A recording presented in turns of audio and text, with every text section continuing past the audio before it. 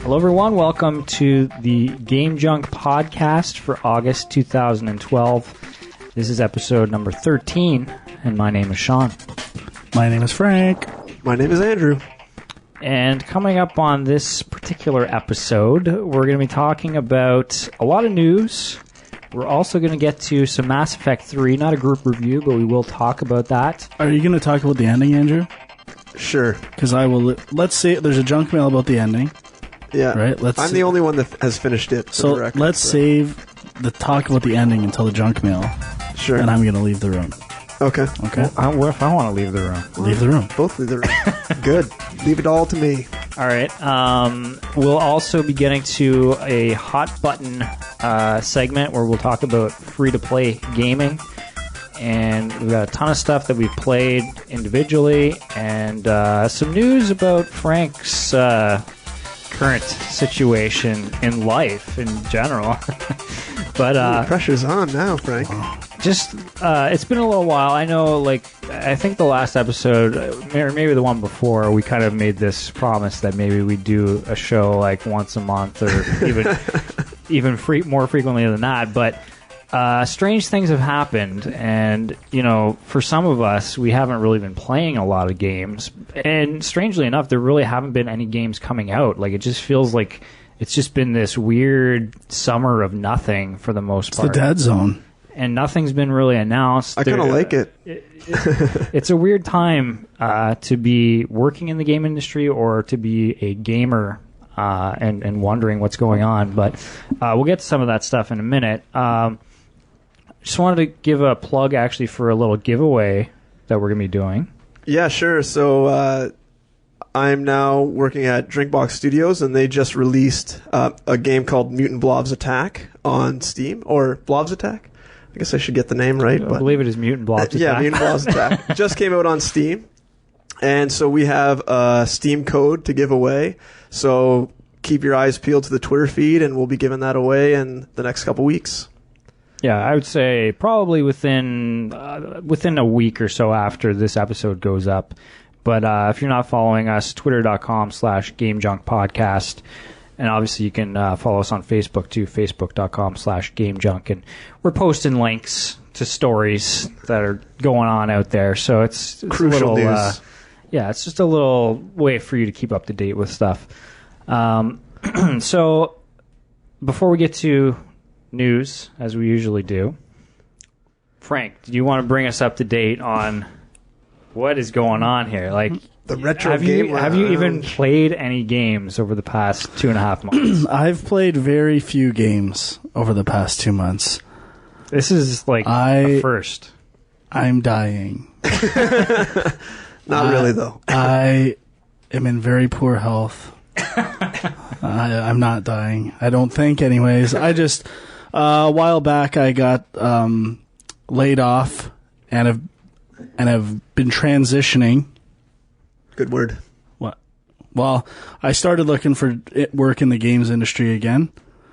Spread my seed all over the place, I was willing to go anywhere, do anything. Right. And it was looking for work in the games industry is one of the worst things in the world. It is one of the most unpleasant things. It is. I'll agree to that. I would. My analogy is it's the Bachelorette. They're the Bachelorette. They have all the power.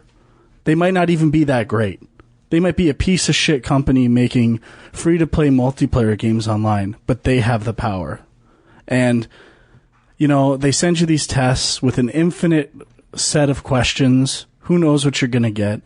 And without even talking to them or, getting a feel of what you're about, especially when you're going through recruiters and stuff like that, I was like, oh, you want to take our test? You want to take our test? And it's like, I know I'm going to do terrible on this test. That's not what I do well. That's not what I bring to the table in the games industry. And so I already know it's probably not going to be successful and it's going to be a waste of my time. But I feel, at least it's good practice. It's good to see other questions and do things. But I just feel, what does it hurt them to send someone a test? It costs them nothing. They're just like, yeah, send him a test. If he wows us, we'll take him. If not, fuck him.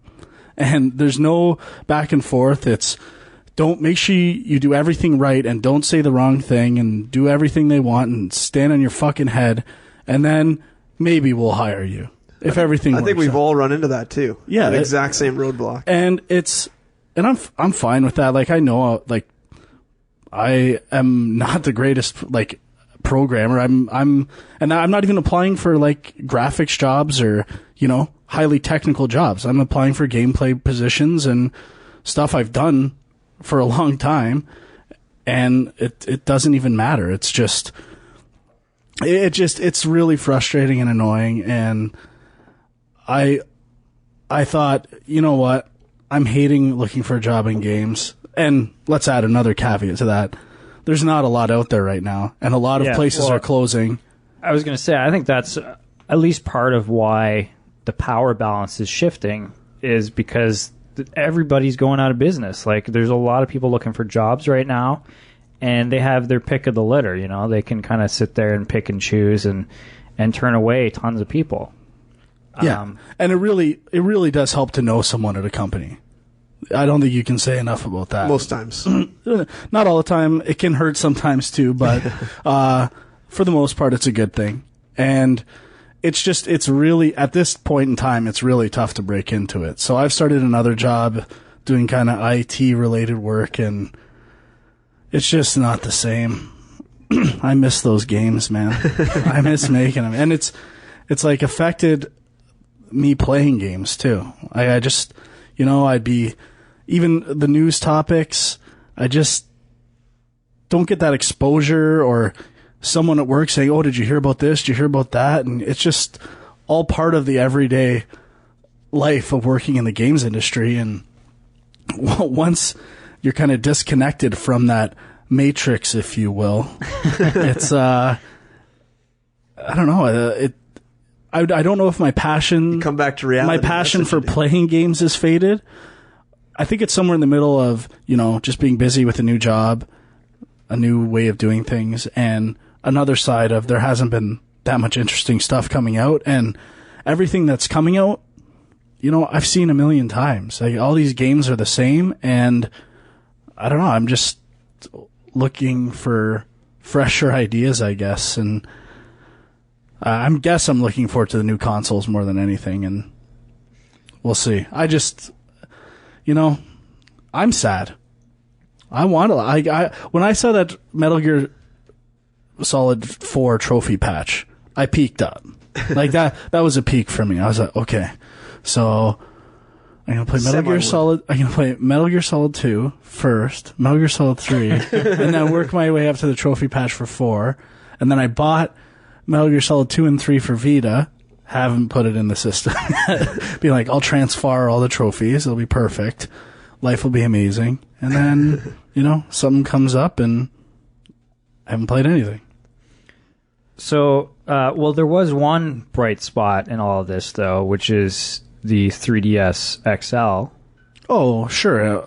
Which you were pretty excited about. It has about. Been a shining star in my life. So I guess we should mention, too, that we kind of recorded, prior to this, an audio unboxing. Yes. On the release day, 3DS XL. So I'm thinking we'll probably just put it after, at the end of the show. Absolutely. And just let it play out. But you were pretty excited. Oh, I love new hardware. I bet he was giddy. I love new hardware. Say it was giddy. And one of the game I've probably played the most since then is New Super Mario Brothers 2. So right, it's fitting. Which yeah. we'll talk a little bit about that. Coins. I love the coins. We'll save it. Yeah, but so in general, though, like, you definitely think that, like, is it that you were too busy, or is it just that being out of the industry now, suddenly you're just not as excited, or is it just a bad It's time? those two things. It's all three of those things. It's a crazy mishmash. Okay. Mishmoosh. But I'm hoping something pulls me out of the dregs. The retro gaming room will be pulling me back out. I guess that's the biggest news. Finally, our couches in the retro gaming lounge. That's pretty huge. I've purchased some controller extensions, and nice. It is pretty much fully operational at this point. And I've been really intending to settle in on some retro games this week, but it's been a really bad week at work. So next week, mark my words, I'll be Retro playing session. games. All right. Well, let's get into some of the stuff that's been going on in the industry because it's been 2.5 months. About the usual amount of time between shows, maybe a little longer, but somehow it feels like there's been a lot of stuff going on, and a lot of that has been companies going under and layoffs and crazy stuff like that. I remember at one point you posted on the Facebook page, every other story is a company closing. No, Dan mentioned it. Oh, was it? I was posting them, but Dan had mentioned it. Yeah, it was DeRoche. Who has been on the show before. Yeah, it's crazy. Yeah, it really is. And I guess it's a downtime until And there was next all generation in Vancouver. consoles. Oh yeah, in well, Vancouver. I heard they're giving better tax incentives in Ontario, so they're all shipping out this way. Yeah, which is good for me.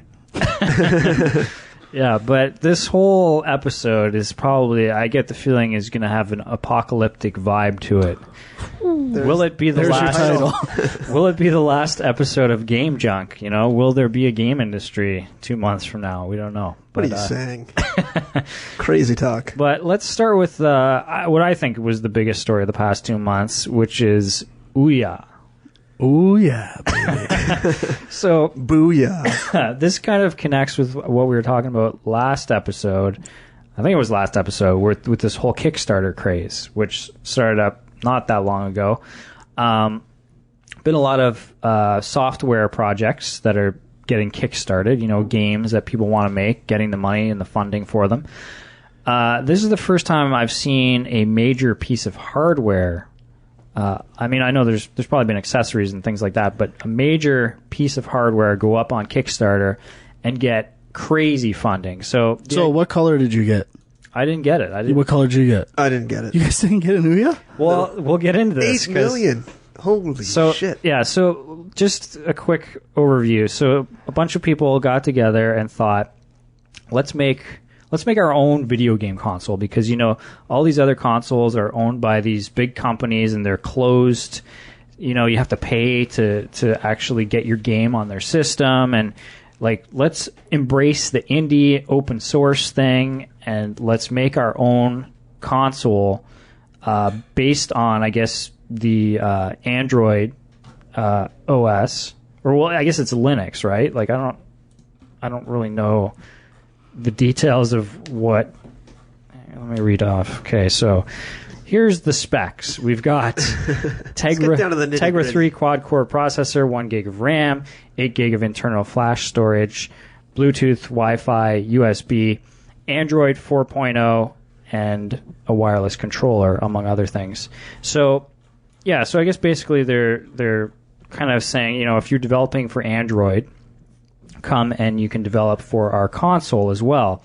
And they put it up there on Kickstarter looking for $950,000, and they ended up with $8.5 million. It's a lot of money. $8.5 million. It's a lot of money. That is crazy. So here's the thing, and here's the reason why, okay, this could be cool. Sure. Sounds great. But for me, reading this was an example of what we were talking about before, where I'm like, I honestly don't know if anybody with any credentials is involved in this. I had heard whispers that there were some people that had been involved in, I think, the development of the original Xbox, maybe. But I don't know. I read the Kickstarter page, and I didn't see any of that there. And they said, oh, yeah, we've got a working prototype, and they have, a picture of the controller. I'm still thinking, okay, is there any, there's so much about this that is totally unproven. It's crazy to me that people just jumped on this. I feel like there's... How is it unproven, though? How hard do you think it is to put a box together with those specs that's essentially a PC and put a fancy metal casing around it? I think it's probably kind of hard. I don't think so. Well, I think it's not that hard because it's not like they're creating DirectX or whatever PlayStation calls their kind of language they use or the libraries they use. I can't remember what they call them, but it's Android. They don't create the hardware. They don't create the operating system. All they really are going to be creating is the manufacturing of the box, And the manufacturing of the controller, and probably I'm sure there'll be distribution software, or some kind of like hub program. and they're going to be managing what goes on it, which is going to be probably the bulk of what they need to do. Still, tons of stuff that are so many question marks that I'm just like, I'll wait and see. So being the only person here who poochist and OUYA. Yes, tell us why. Why'd you pooch us? I'll tell you why. I have absolutely, I would say I have negative interest in playing games on OUYA. I hope it's a complete failure. In fact, this was a $150 investment in failure, hoping that there's only 20,000 of these made, and I get one. And it's a collector's item for the Retro Gaming Lounge in 20 years' time. Well, I think it'll be an item regardless, but... Plus, I got the brown, the special edition. The founding members edition OUYA. So it's even more rare. It's probably going to be worth a couple mil in a few years. That is a very frank thing to do, and I can actually stand behind that reasoning for buying an OUYA. But, just think about how many game consoles have come out and failed. You know what I mean? Failed is let's purely on a business sense. Right.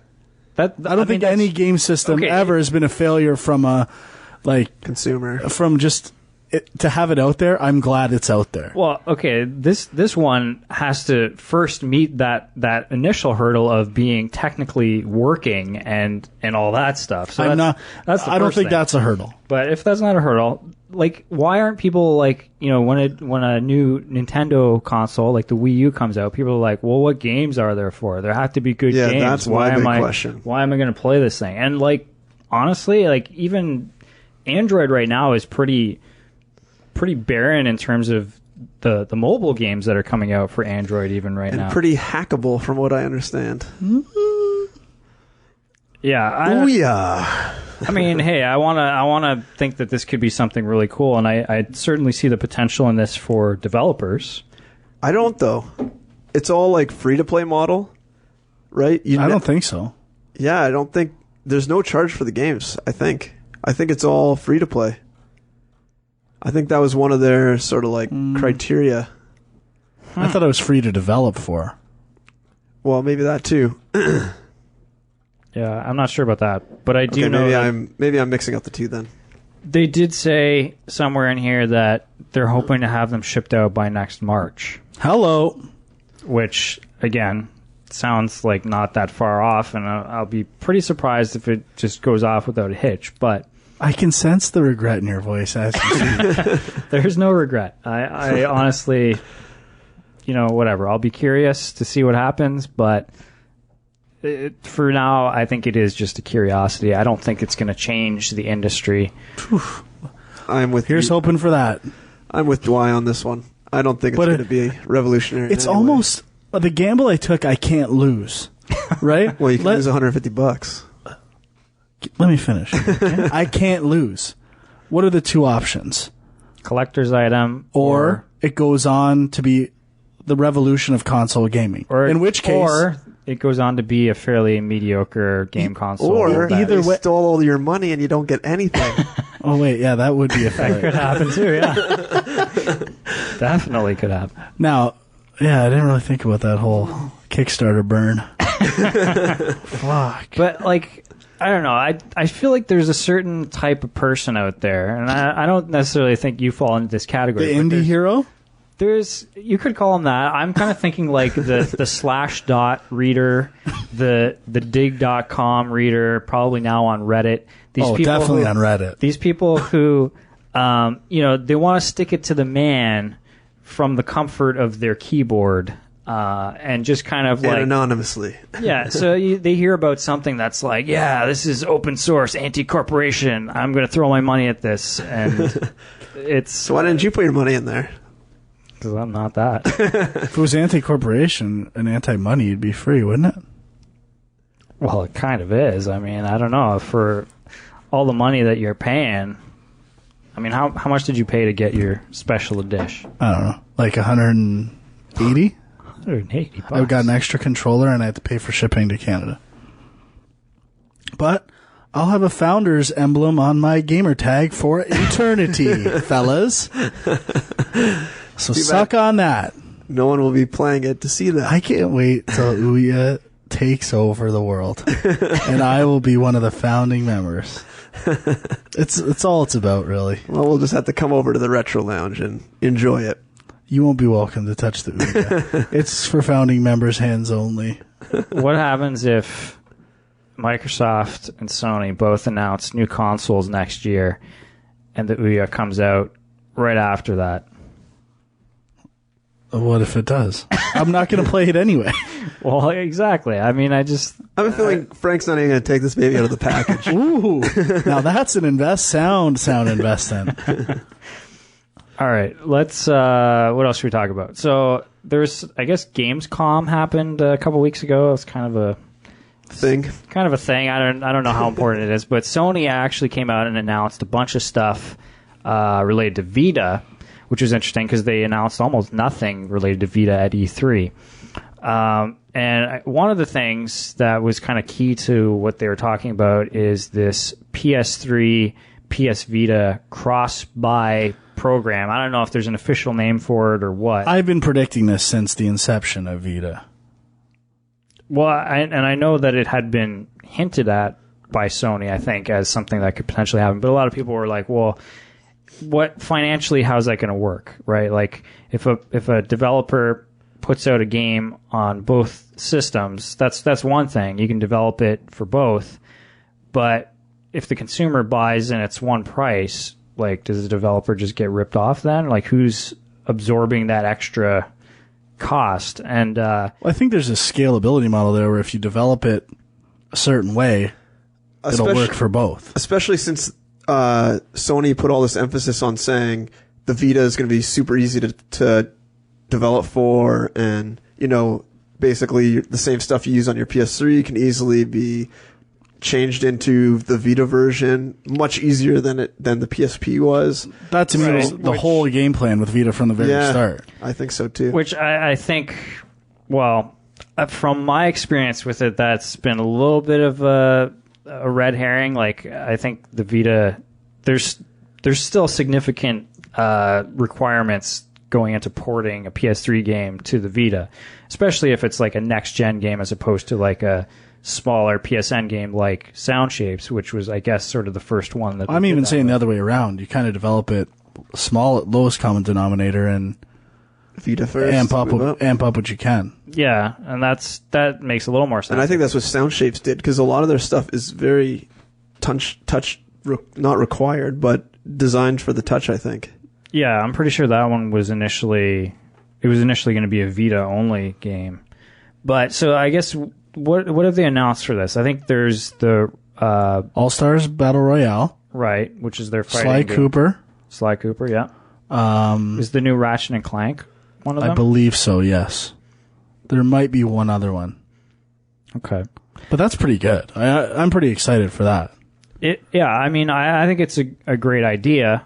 I think clearly part of the reason they're doing this is because I think the Vita sales haven't been great so far. So they're kind of trying to push it, hey, if you've got a PS3, you know, now you can buy this game you were going to buy anyway, and you can play it on your Vita. But, you know, we talked about this before the Vita ever came out, the idea of like cloud saves and being able to continue your game and all that kind of stuff. And I think that's huge. I think that, along with the purchase it once, is genius on Sony's part. Like, everyone's talking about how the Vita's failing and not selling a lot. I think this totally gives it new life, because if I want to play, especially sports games, like I'm a sports guy, Frank likes sports, you know, I pick up NHL. Well, now I don't have to buy the Vita version as well. In theory, I don't think they've announced it, but in theory. And then all of a sudden, I can play basically constantly, even if I'm, you know, up north or on a train, whatever. You know, I'm still progressing in that same season at really no extra cost, except that I now had to buy another platform, which is in Sony's best interest anyways. So I don't know. I I think all that's happening is Sony's profits on their PS3 sales are going to diminish, and they're going to kind of like take those profits and kind of put it towards Vita as if it's like just kind of like they're sharing now. It's one system. And I don't know. I think it's smart. I think it's a smart play by them. It'll be interesting to see if third-party people do that, because like you said, what's the benefit to them rather than Sony? Just as Andrew said, the benefit to Sony is hardware sales and like saturation in the market, right? So yeah, it's tough to say, but my heart just dropped. Why is that? I just realized it's probably going to be a download code for the Vita version. I'm not going to have a hard copy. Oh. Well, you'll have to buy both. I think this program's useless for me. Like, this sucks. You know what? You could probably buy... Well, I guess you probably want the PS3 version, too. Yeah. Well, no, but maybe I think most are Vita. You could probably buy the Vita, and then I think it's a PSN download for like Sound Shapes, right? Because Sound Shapes doesn't have a box copy on PS3. I get that, but because they won't be able to charge, they just won't do that for the Vita game. They won't charge $40 or $60 for the Vita game and say PS3 download inside. They'll do the opposite. It'll seem like an expensive PS3 It'll be like game. the Blu-ray DVD combo pack. Fuck, my life is just getting worse by the second. But I mean, like, for instance, you have PlayStation Plus. There are downloadable games on that, which are free kind of bonus games. Yeah. It's not like you're like, I'm not going to play this game. I only play it if I have the hard copy. Don't be so sure. All right. I take that back. Okay, so let's talk about actually a game that was announced, sort of. That's pretty exciting. We actually talked not that long ago about Rocksteady doing a rumored Teenage Mutant Ninja Turtles game, which we kind of knew was just sort of a rumor. And, we kind of took it and thought this would be fun. Like, what else could they do? Well, since then, we've learned that their next installment in the Batman series will actually be a Justice League DC game. universe. Kind of. I guess it will still be a Batman-centric game, but apparently it will be set in the Silver Age of comics, I believe, and it will be Batman versus Joker, their first time facing off, and it will also involve the formation of the Justice League. And I'm guessing it's kind of all supposed to be a tie-in to the Justice League movie, which is interesting because, we've talked about how licensed games that are tied to a movie usually fail because they have a hard release date they have to hit and stuff like that. I don't know if they'll push that out, though, if the game's not ready. I would think that they would just give Rocksteady the freedom to make a good game. But this could be a pretty awesome licensed tie-in game if this all works out for them. And I'm just psyched for the idea of like a period comic book video game. Like, that's a really cool idea. So I'm on board. I'm more on board for Ninja Turtles. That would also be good. I'm a little upset. Yeah? Maybe they're still doing it. I still got to hope for it. Pretty I'm successful. a little Batmaned out. Yeah? Maybe I'm just maybe I'm just bummed out on life. Yeah, it sounds like it. I'm down on the drags. I'm kind of with you, though. We just had, like, Batman movies. We did the Batman Premium podcast. I've watched so much Batman. I can't even take it anymore. So maybe I'll obviously be more interested around the time it comes out. But right now, would have been more interested in that TMNT game. Well, you just got to wait for the TMNT movie to officially get a release date. Is there another TMNT movie? Don't even, I don't want to go there. There is, but it's not looking good. Anyway, so let's talk about Steam Greenlight.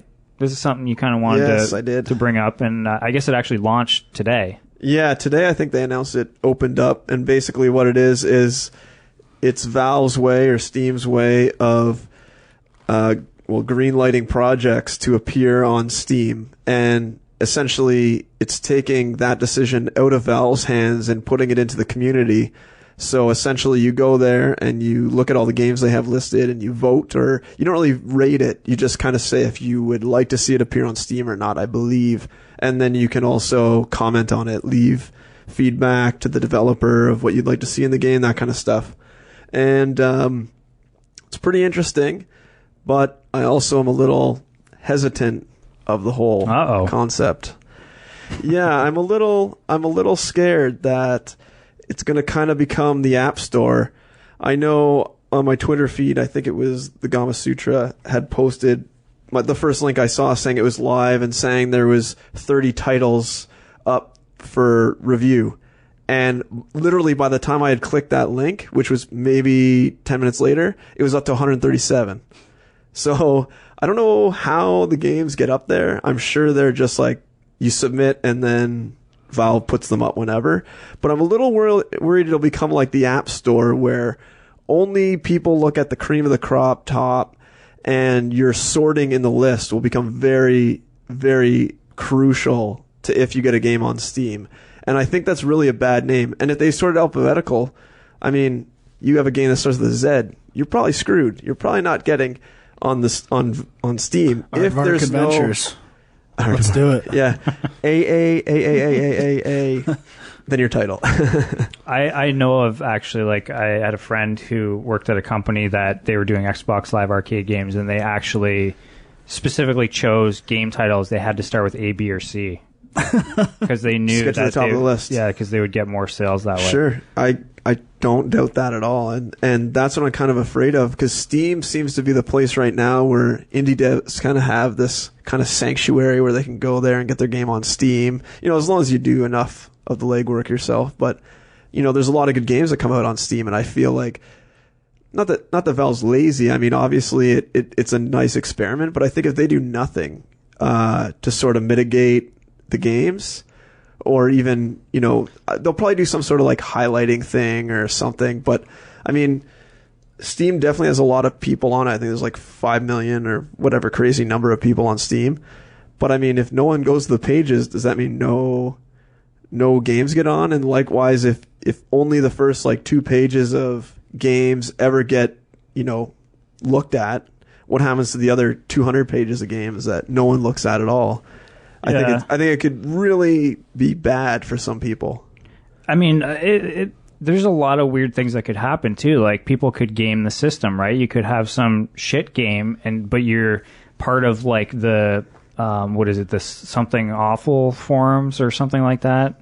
Like some big community online where they think it's a big joke, and they're like, yeah, let's vote our game into Steam, and then you'll get your game on Steam, and you know, maybe it doesn't even work or something. Yeah. And like, I don't know. I'm sure they have some sort of... What's going to stop people from just creating 1,000 email accounts, creating 1,000 Steam accounts?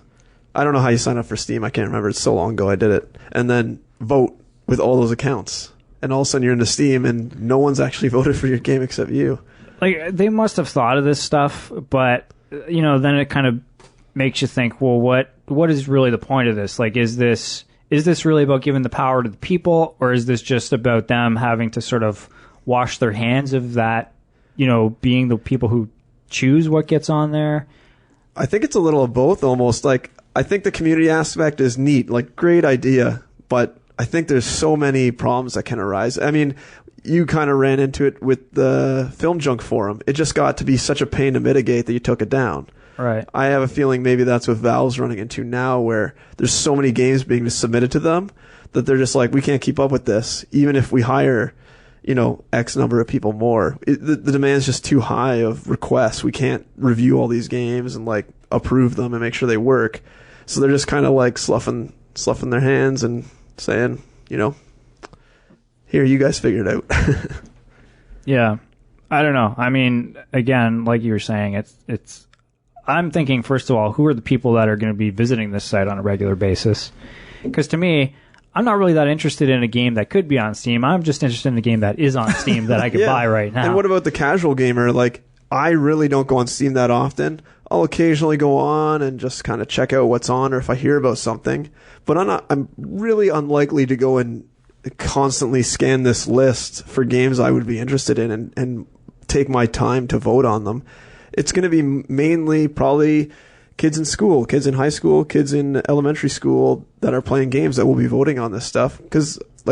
And they're not really the core audience anymore of games. I mean, they are a huge part of games, but they're not really what you consider the core target of a lot of games. So Yeah. it's hard. Like maybe really like over the top violent games get in, but some of the more niche games like Viva Pinata never see the light of day, just because kids look at that and they're like, oh, that's lame, and then they don't vote for it or something like that.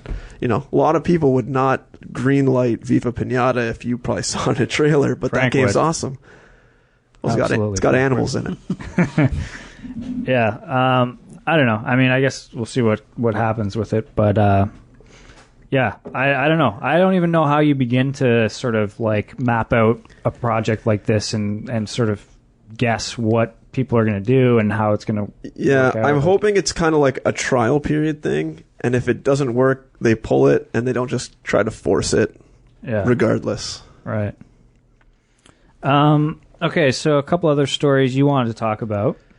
Sony acquires Gaikai. Yes. What is this? So Gaikai is like OnLive. It's that streaming video system or video service.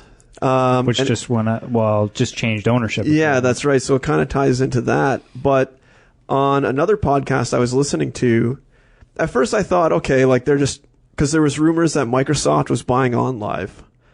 And then there was kind of rumors that fell through. And then all of a sudden Sony announced that they bought Gaikai, which is basically the only other streaming video game service other than OnLive out there. So originally I was just thinking, okay, this was just kind of Sony hedging their bets for just in case Microsoft bought OnLive, and then they would have an option if Microsoft did something really good with the streaming system. But then I was thinking that, I heard this on another podcast. That's where I got the idea. I can't remember which one, but it would be awesome as a solution to backwards compatibility. You no longer have to have the hardware to run PS1, PS2, PS3 games, or even anything else before that. All of a sudden, you basically have your disc versions of your PlayStation 4 or whatever, and then all your other games are just streamed from the cloud through Gaikai. And I think that is awesome for a gamer. And I think it would be super smart for Sony, one, because it would cut down on their hardware costs, and two, because they're probably selling a lot of games on PSN, or there's probably a lot of games that they want to put on PSN that they can't right now, just because they can't emulate it properly. The PS2 stuff is, I think, the big one right now. Yeah. I mean, there are some downloadable PS2 titles, but not a lot, many. Right? Yeah, not many. And I know that I was looking at this because I remember, I think Psychonauts is coming out that soon. And I thought, oh, that would be cool to play that on the Vita. But then I looked and Vita doesn't support that. Yeah, and that game's going to sell a ton. It's kind of a double-edged sword. I thought the same thing you were just talking about if you're a PlayStation Plus subscriber, you get to stream all PS1 games. Right? It'd be amazing. Right. But I'm sure they sell a lot of PS1 games on the store, too. Oh, I know they do. I know the big Vita update for some PS1 Classic compatibility has been a big deal. And I know one of the biggest things in the industry right now is re-releasing PS2 games with achievements and HD updates. And I don't know if they'll necessarily cannibalize that. I could see it maybe happening for the next generation, potentially, but I don't know. We'll see. I think it's going to be a subscription thing, probably additional to PlayStation Plus, or there'll be like 2 tiers of PlayStation Plus. Your regular, which is the one we're paying for, which is like $50 a year, and then your streaming one, which is maybe $100 a year. And they'd much rather reel you in for $50 a year guaranteed than taking the chance that you might buy some games. It's why everything's going subscription, because it's more consistent. If you get 100 people to take a subscription, you're probably going to make more money. Sure, yeah. Because there's not a lot of people like you, Frank, or like how you used to be, where you'd buy shit tons of games. There's not that many people out there. Most people probably buy 5 games a year. Oh, I still buy them. I just don't play them. Well, I think, part of it is just potentially it could be something to do with the next PlayStation 4. We don't really know what that will be, but I mean, I guess, for people maybe who aren't even aware of what OnLive is, like the whole idea is that they're running the games on their servers, their hardware, and they're just sending basically the video signal to you, and getting input from your controller, and it's just going back and forth that way. So you don't actually even have the game console per se at your house. I need to buy an OnLive soon because it might be going out of business. Well, I've heard it works really well. I haven't tried it myself, but it sounds like there would be lag, and that was always the big issue. But I've heard that it's actually pretty good. That's a collector's We have item. one at the office, but I've never seen anyone play it or tried it out. But this is a big deal because, again, if you're talking about next generation stuff, like this could get to a point where there is no next generation. Like you have like a set-top box that puts the video signal on your TV, and they're upgrading their hardware on their end, but you never have to do that. Let's make the leap, Sean. Yes. And this, if I had to bet, I would bet this. The next Sony system is a Sony TV. Just a TV. That comes with the hardware for streaming that service. Is it 3D? Sure. Isn't there something already? But that's the leap they're making. That's what everyone's saying, Right.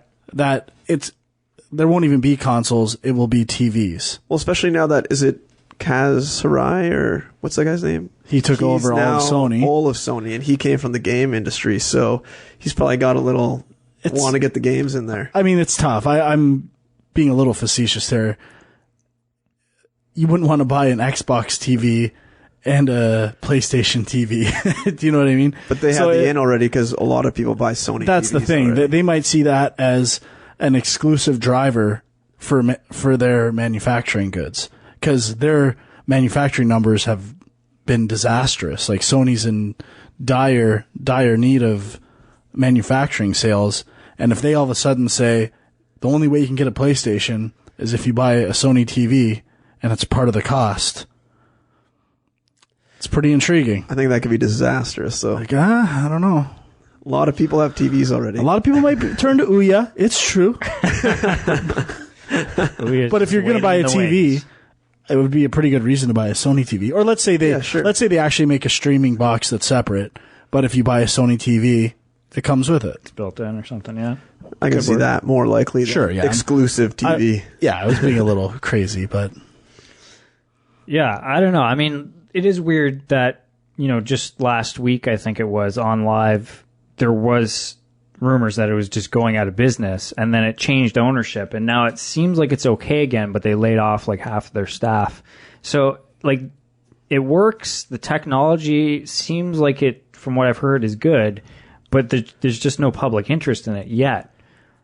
But again, will this stuff kind of tap into the next generation consoles and kind of push it forward? I mean, it seems like it's probably the future. They might have just been a little too early. Yeah. I think the streaming idea is probably going to be the future, but I'm a little weary of it because, like, I know right now I'm doing some web stuff, and if the server goes down, you're stuck doing nothing for a while.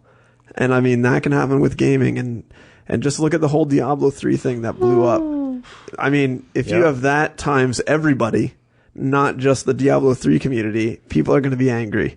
I mean, it kind of is.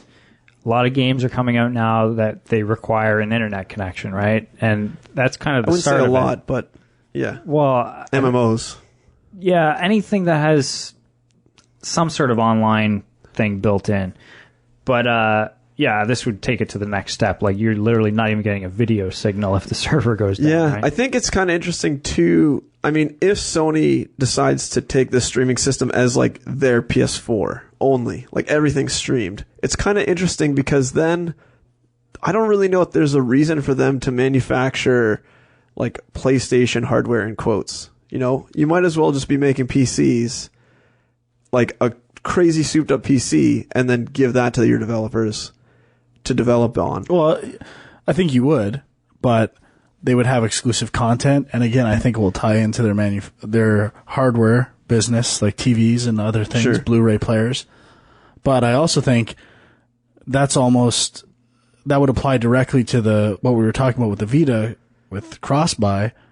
It would just be another streaming device for the same stuff, right? But I'm just saying, what I mean though is like a lot of Sony's cost for the PlayStation is the R&D for the hardware, for the cell core and all that stuff, right? And the cell processors. And now there's no point in doing that if you're not trying to like up Microsoft. Well, if you just have some cloud thing out in no man's land, you might as well just have a PC running. I don't see only unless they're trying to make it so you have to kind of like develop for their thing. Well, I think it would be more money for them. I think it would be a PC. That's the best part to them. They don't even have to pay for R&D. That's what I mean. That's what I'm saying. Yeah. That they'll save a lot of money by doing it. Because they're at a point right now where I think, I would say PlayStation is one of the most dominant names in the industry, especially for hardcore gamers. And it's definitely been around a while. And Sony's known for high quality electronics. So if they can marry those two ideas, I think it'll be interesting. Yeah, but I think kind of what Andrew's saying is it could be bad. Like Sony, more than, say, Microsoft, wants to sell hardware because they're a hardware electronics company. And if they're cutting out that delivery method of their entertainment and just saying, we're going to stream it to you. That's true. It could be bad for them. Yeah. But I mean, it's cheaper, but at the same time, it's like you were saying before, it's a double-edged sword in so many ways. Like, I think it was smart of them to buy it out, although I think they paid a ridiculous amount of money for it. But I think it was hedging their bets more so than they had a plan for Gaikai. That's my, uneducated, uninsider view. Right. Okay, let's do a couple more quick stories here. I guess this one was kind of a big deal, although I don't know how much it affects us right now. So there was a court case in Europe that basically ruled that if you own a digital version of a game, you can resell that digital version of the game. Because, it's just like owning a physical copy. You can sell it to somebody, change ownership, and basically what it means is now the game industry has to find a way to let you do that because there's not really a way to do that right now. Yeah. But I mean, it could change sort of the overall way that people look at digital content. The idea that, people were talking about the next generation consoles might not let you play used games. They're trying to get rid of the secondhand market. But this kind of gets in the way of that, I guess. Well, if you make a streaming console, you don't have that anymore. You don't own anything. You're basically leasing everything. But I think if this does happen, which is fine, I understand the reason for it, and it makes sense. But I think we've already seen the push to DLC. I think it'll just be an even bigger push where you're only getting basically half the game, and then the other half is DLC, essentially. And, you can resell that first half, but you can't resell your DLC. Or I guess maybe that would be included. Maybe I don't know how.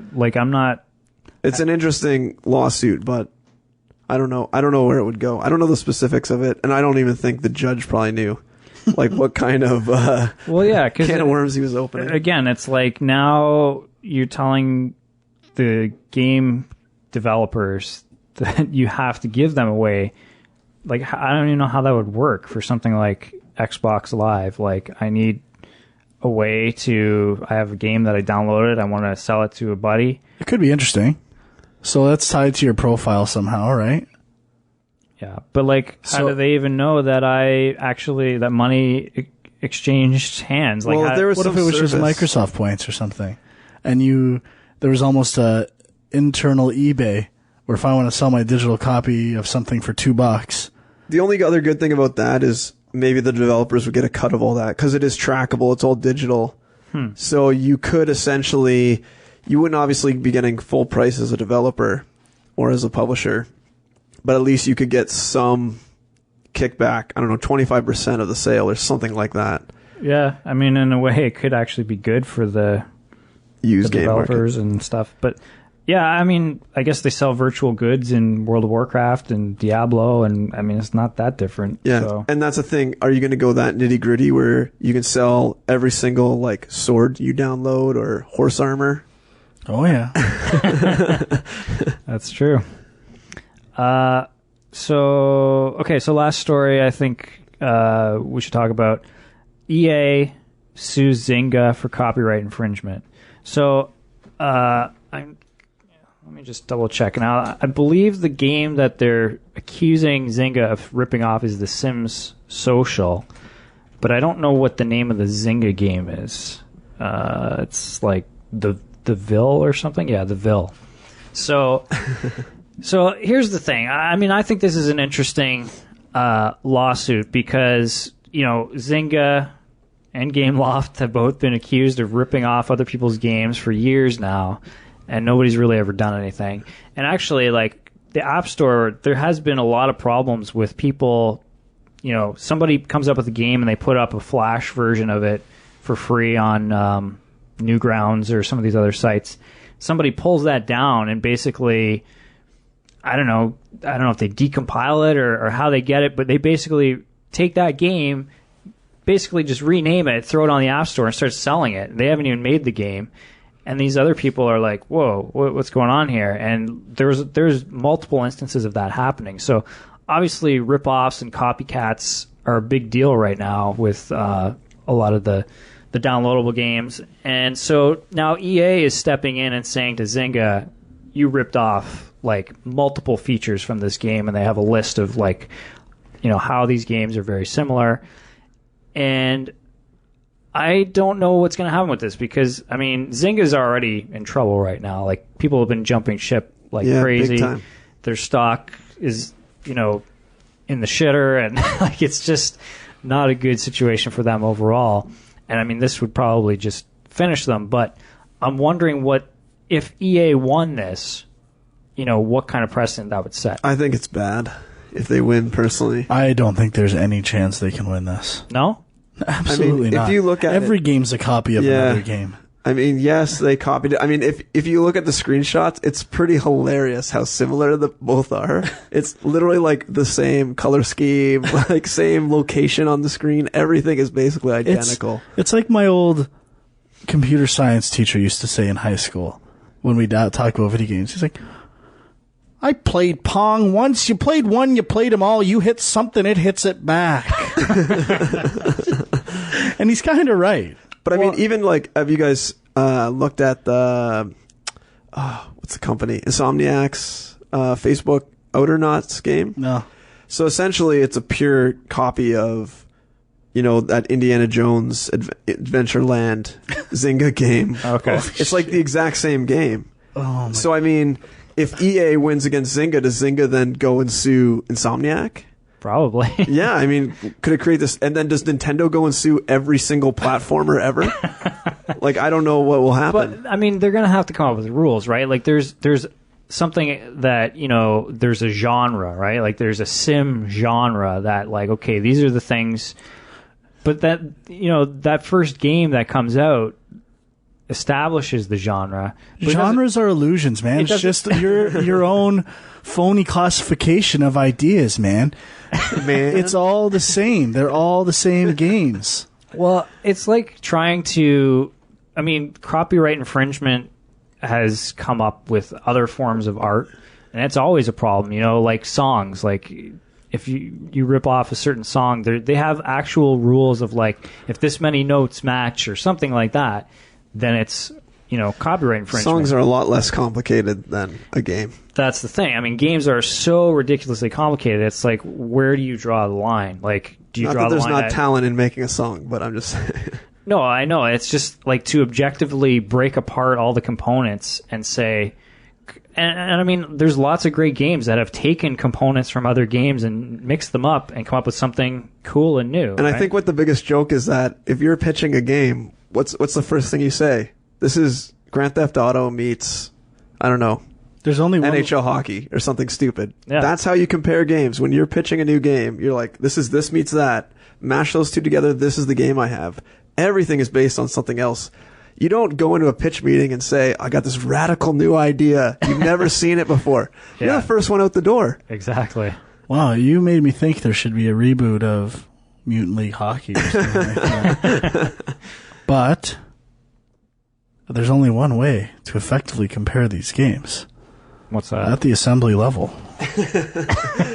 Not art. What about the art source? No, irrelevant. That's the only way. Well, they have software to do that. I don't know. I think from what I've seen, this is a pretty... Like, I've seen games that are inspired by whatever. This is about the closest I've seen to a direct ripoff. So I think they have a bit of a case. That's the thing, though. It's not really a ripoff in the sense that they copied it. I guarantee if they were to run one of those code analysis tools, it would be completely different. Because it's not like EA posted their code and Zynga just took it. But didn't they actually take some of the art assets? I think I remember them saying that, like, having comparisons of art assets that they actually stole. I think it looked the same. I mean, you can look at an art asset and make it the same, but you can't look at how a guy runs and know how the animation system works. If we start worrying about comparing the look and of Facebook games, forget it. I'm done. I am done with games. Who gives a shit? These games are the worst. Well, Facebook is having their own troubles too.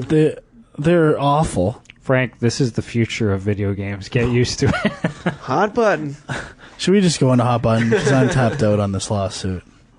If you want. I mean, the only other thing I want to say about the lawsuit is that it's kind of funny that EA versus Zynga, it's like the two probably most hated companies in video games going head to head. And no one cares. EA. I love EA too. Well, I think we all have our favorites, but yeah.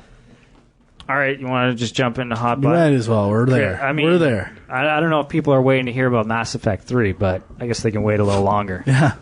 Patience is a virtue. So, yeah, we kind of thought... I think they heard about Mass Effect 3 4 months ago.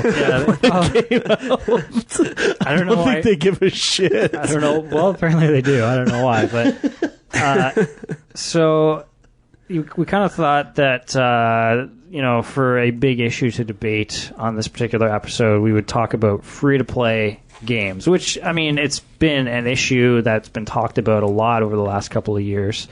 But... there's been a few things that happened recently. Number one, Guild Wars 2 just came out, and it is free to play. It is apparently doing very well. Well, free to play, not you still have to buy it. Are you sure about that? Yeah, it's $60. Oh, okay. It's like World of Warcraft.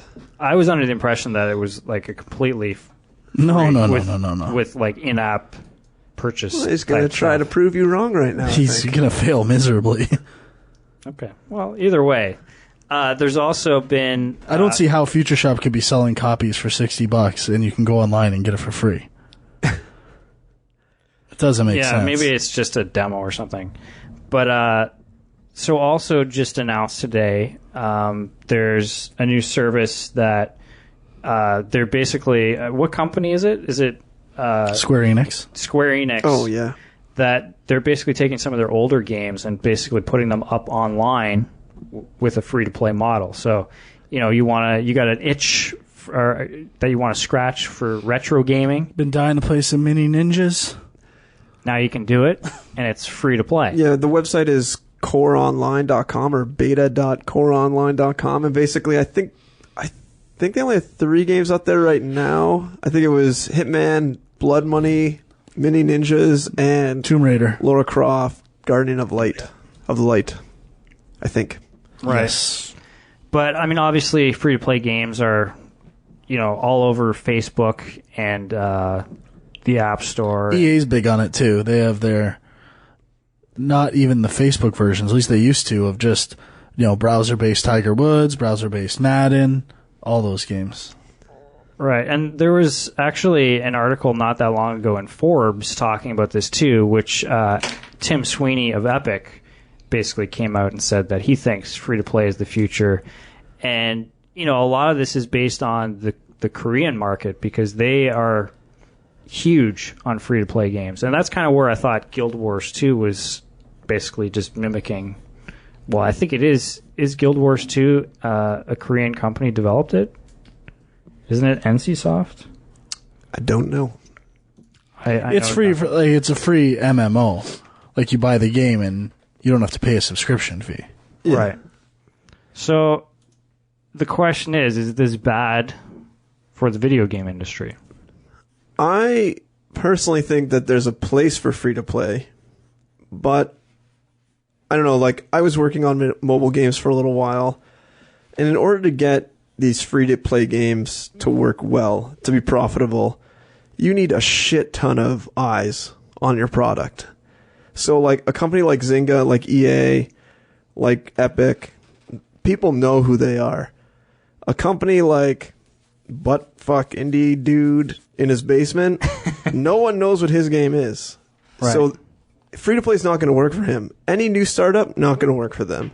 You have to be some sort of established developer in order for free-to-play. And I think the other thing that scares me is if everyone goes free-to-play, I know I'm not going to be playing 1,000 free-to-play games and paying them all. I will be paying a select few, if any. And I mean, I'm pretty stingy with my money, so I'm probably going to be one of the many that doesn't really pay. Because I think the like percentage of people that pay on a free to play is like 1%, or maybe 3 to 5% or something like that, like super low. They make all their money from those 3 to 5%. I've only played 2 free to play games extensively, and one is Monopoly Millionaires, obviously, well noted. Number 2 is Hot Shots on Facebook, which is just a Peggle ripoff, which I still play all the time.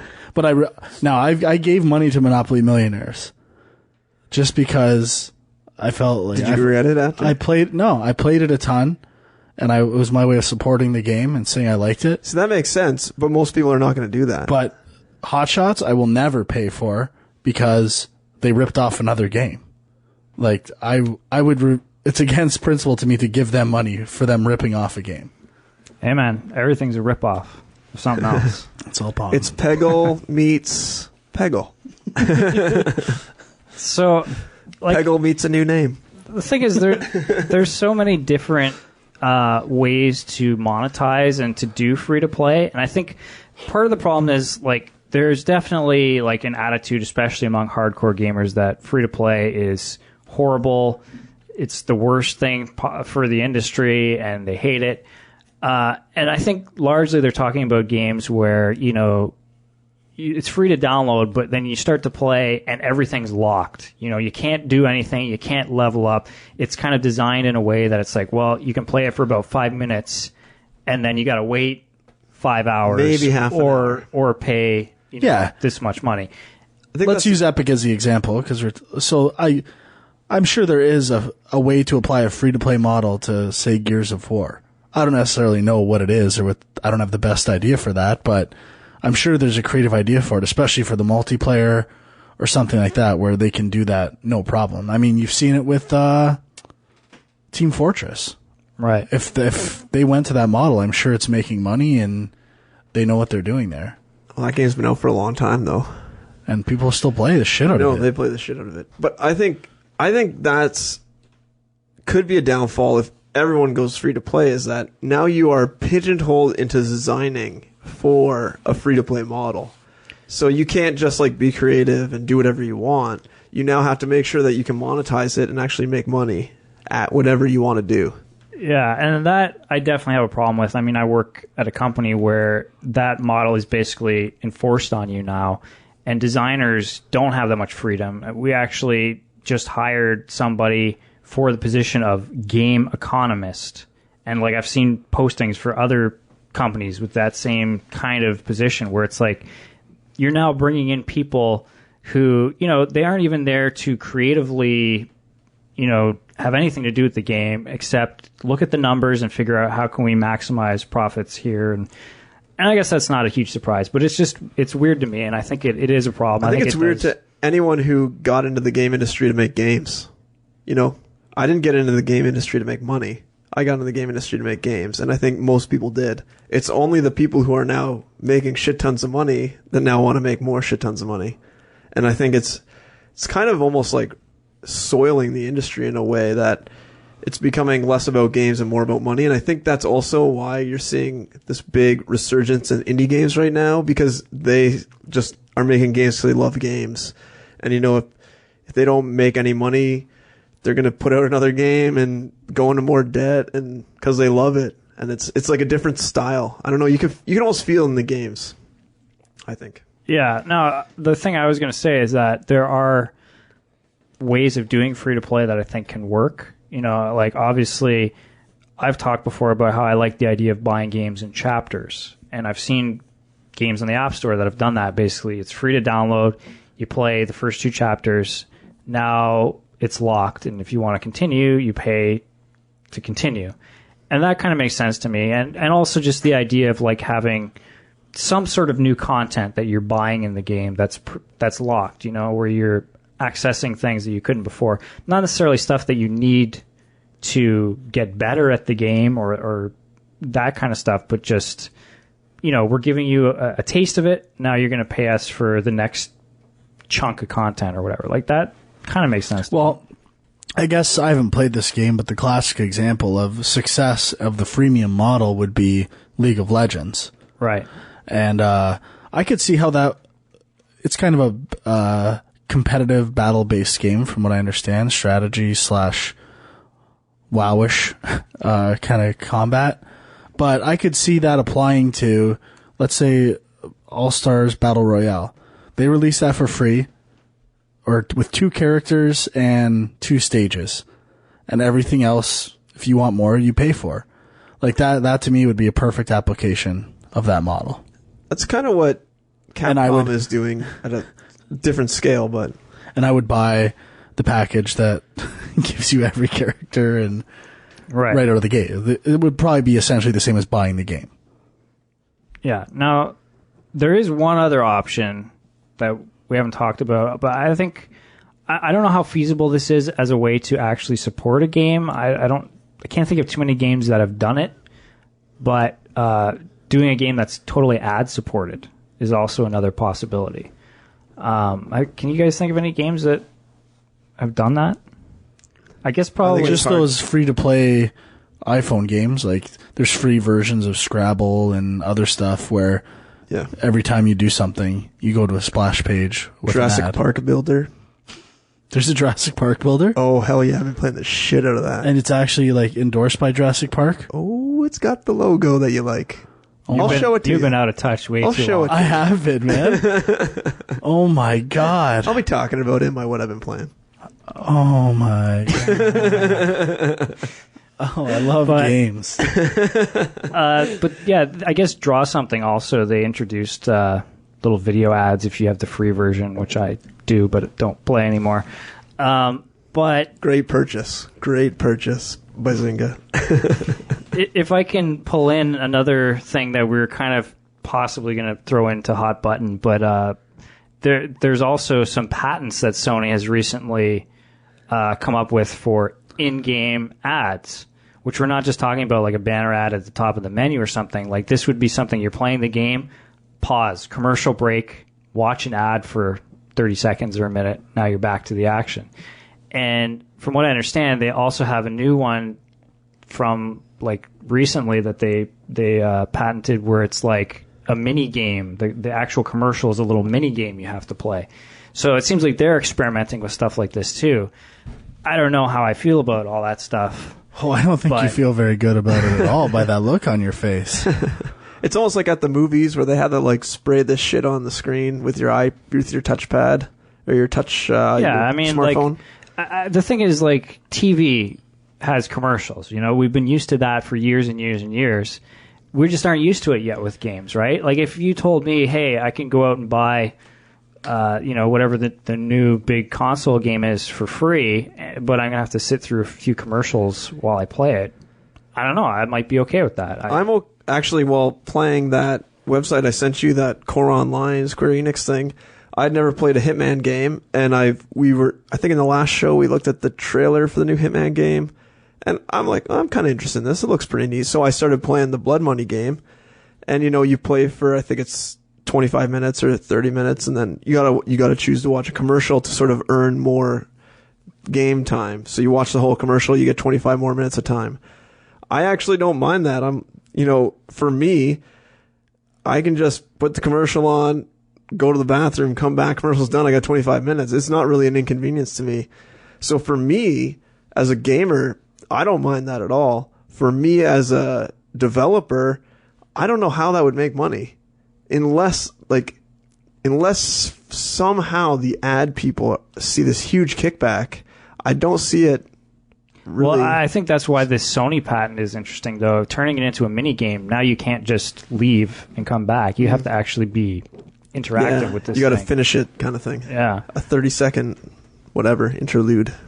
Yeah, so uncovering the Dodge Ram's logo with your Move controller. But I think this is all stuff we're going to be seeing more of in the next few years, and I know people are going to complain, but there's a lot of people that just don't want to pay $60 for a game either. So I don't know. I think there's a happy medium somewhere in there, and I don't think it's all bad. I'll say this: good games still sell and still make money. Definitely. I think even bad games sell too. I think games sell in general. I think there's this huge emphasis on I'm sorry. I'm never gonna keep that face. I'm never gonna look at you in the same way again. Do you know who you look like? No, I don't. Kaylin from The Bachelorette and Bachelor Pad. Let me put my hat back on. No, you're Kaylin, man. Oh, you're gonna fly in on a helicopter and steal Emily's heart away. I'm gonna have to Google Kaylin. Oh, you are. It's my wife will know who you're talking about. It's a slight resemblance. I see the Kaylin. If you slick that hair, got some thicker rimmed glasses. Yeah. All right. How do you spell Kaylin? Google it. I think Kallen. There we go. Am I right? Oh yeah, I see it, man. I see it big time. Oh, Kaylin. That guy's pretty hot looking. Oh, he's fucking so sexy. Oh man, helicopter. They call him the helicopter stud. Yeah, because he decided instead of coming in the limos, he came in the helicopter. Oh, it really irked the other bachelors. He was a real cocky dude, and he called Emily's daughter baggage. You don't do that. You don't do that. I've heard of that guy. Oh, that's not good. Sorry. All right, next topic. I have no idea where we were. Neither do I. That was important, though. That was important. Yeah. So I think we were done with the free-to-play. Free-to-play is gay. That's my motto. Free-to-play? You're too gay. All right, so let's get on to some stuff we've played. There may be some crossover here and some of the things we've all played, but no official review. Now, I think we got to start with Mass Effect 3. Start it off? It's just, oh boy. It's the big one. I got notes. I actually played it. I only played it for, I think, 4 hours. But that's not very long. I'll give my initial impressions. I've talked on the Film Junk podcast about trilogy cred. Yep. And now we're going to talk about trilogy cred in games. Oh, shit. Mass Effect has the worst trilogy cred of all time. It could have been the best. Can I ask It's got a nice continuous story. You haven't played the whole thing, but how the fuck did IGN give this game a 10? They give it a 10? No, they didn't. Oh, they give it a 9 something? How the fuck did they give it anything 9 or above? I was really enjoying it, but let me finish my thought on trilogy. Did you get off Mars? I don't think I made it to Mars. Okay. Wait. You're probably still enjoying the game. Okay. So they gave it a 9.5. Now 9.5. It had potential for serious trilogy cred. All on the same generation, right? No huge graphical disparities, consistent characters, interweaving storyline, persistent choices. You've got probably the strongest foundation for trilogy cred possible. But what's the number one factor in trilogy cred in video games? I don't know. Having your character look the same? User interface. User interface and systems. I disagree with this. To me, if you're improving the user interface, why wouldn't you? Because it wasn't broken. I don't know about that. I mean, I think the changes from part 1 to part 2 are huge. That's why Halo's awesome. They invested the time and created a great interface right out of the gate that continued through the whole series. Same with Gears of War. That is what makes a trilogy a trilogy. Consistent interface. You want something familiar. It feels like you're playing a continuation. You don't want Luke Skywalker to have a new lightsaber. Especially when I finished Mass Effect 2 the day before, I play Mass Effect 3, and I don't even know what game I'm playing anymore. I'm not saying I'm not saying you can't get over it. I'm not saying I still can't enjoy the game. I'm talking strictly in the realm of trilogy cred in games. It is a huge factor. I think the idea of trilogy cred in games is kind of out the window anyway. You are fucked. Because have you ever played Uncharted? With games, even if the ultimate in trilogy cred. The ultimate. He named it right there. The ultimate. But the thing is, well, okay, Uncharted is pretty good, but good. Who is it was this like your guy? game of the year every year. No, I'm saying with regards to even the years it didn't come out. Do you know why it was your game of the year? Even though you didn't know it? Trilogy cred. Trilogy cred. Okay, but my point is, with most games, even if it's on the same system, from part 1 to part 2, people expect new ways, new weapons, new gameplay ideas. They don't want just the same I think game the vocal with a minority more story. That's why interface is key, my friend. You can change the stuff behind the interface and like add a new weapon that operates in the old systems, and it makes sense in the old systems. But as soon as, things change to Jurassic, or, loading is different, let's add, I'm considering in the same realm of interface, button controls. Like if your button controls change from game to game, you've thrown your trilogy cred out the door. I agree with that. I'm just saying it's not slight tweaks only. It still could be a good game. We can judge a game on its own merits. But, so are you complaining about from 2 to 3 the changes? Yeah. Well, even from 1 to 2. Well, yeah, because I was going to say, like... Don't even talk 1 to 3. 1 to 2 is like... not even the same. 1 to 2 is like, they're totally different games. Like, I didn't like 1, and I love 2. So, like, that's an interesting question. I know. Huck and I will probably agree on this. If they would have just kept the same features as 1 with the gameplay and ideas of 2 and 3, how much better would this trilogy be? 1,000 times better. 1,000 times better. That's what I was going to say exactly. Same number. I would not have even exact played same word. part 2. It's just an interesting thought. I thought I'd take the concept and apply it to games. So what specifically did they change in part 3? Because I'm curious. Like all the interfaces, new health system. It looks new different. Level up system. Yeah, new health system, new level up system. New system. Maybe I'll hate it. I don't know. I mean, no, it's still good. Don't get me wrong, but I just wish a game, and I was wishing, and it's already been done. Uncharted. Yeah. Although they did add hand-to-hand combat in part 2. From 1, that's fine though. It still operates in the same. They didn't change anything that already existed. They added to it. That's fine. You're good. Your children cut solid. But okay. I think I remember from 1 to 2, there were some changes that I can't quite remember right now. Should I just start back at the beginning? Yes. I love Mass Effect 1. Oh. Now, I know Dwyer just said he does not. And I also love Mass Effect 1. I had a mediocre reception to Mass Effect 2. I love the gameplay more. I dislike the structure. More action, but way less RPG, way less exploring. Right. So this idea of just every mission is add a team member. Yeah. No story at all. It's basically like if you cut out everything from the opening scene to the end, you would not have missed anything. Basically, at the beginning, you got to go kill the End Reaper guy, and then the whole game is establishing your team. Well, I'm only going to use 3 guys from my team when I go in. Why don't you just give me the first 3? I'll go there right now. So then 3 comes along. Now I'm gonna get into it. You know what? I'll just start. I didn't really like 2. I thought it was okay. I thought it was okay. I got into 3. First thing that pissed me off, the face import doesn't work. Now let me tell you, my FemShep, that's my shepherd. All of a sudden I have some new girl looking back at me. Not impressed. Not impressed at all. Can I replicate her? No. My FemShep worked. It did? Oh, yeah. She was peachy as ever. No, mine... Looked like she had a little plastic surgery, but for the better. Yeah, exactly. They changed the whole facial models and stuff. I thought she improved. No, mine did not. Mine looked like a plastic doll with string-ass hair. Huh? Not impressed. I had to redo it myself. String-ass hair. String-ass hair. Well, I didn't even have the same hair color. I had red hair. They gave me brown hair. What I'm shade pretty sure of, that would be a straightforward copy. Did it retain your shade of eyeshadow? I don't know.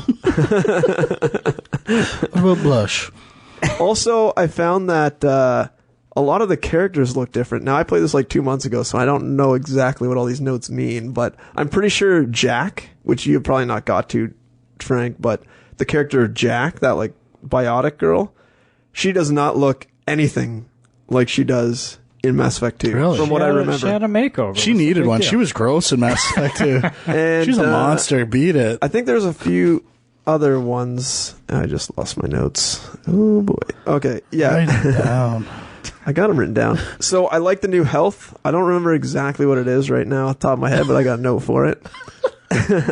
Also, in this game, what I do like is when you're walking through the Citadel, you don't have to talk to everyone.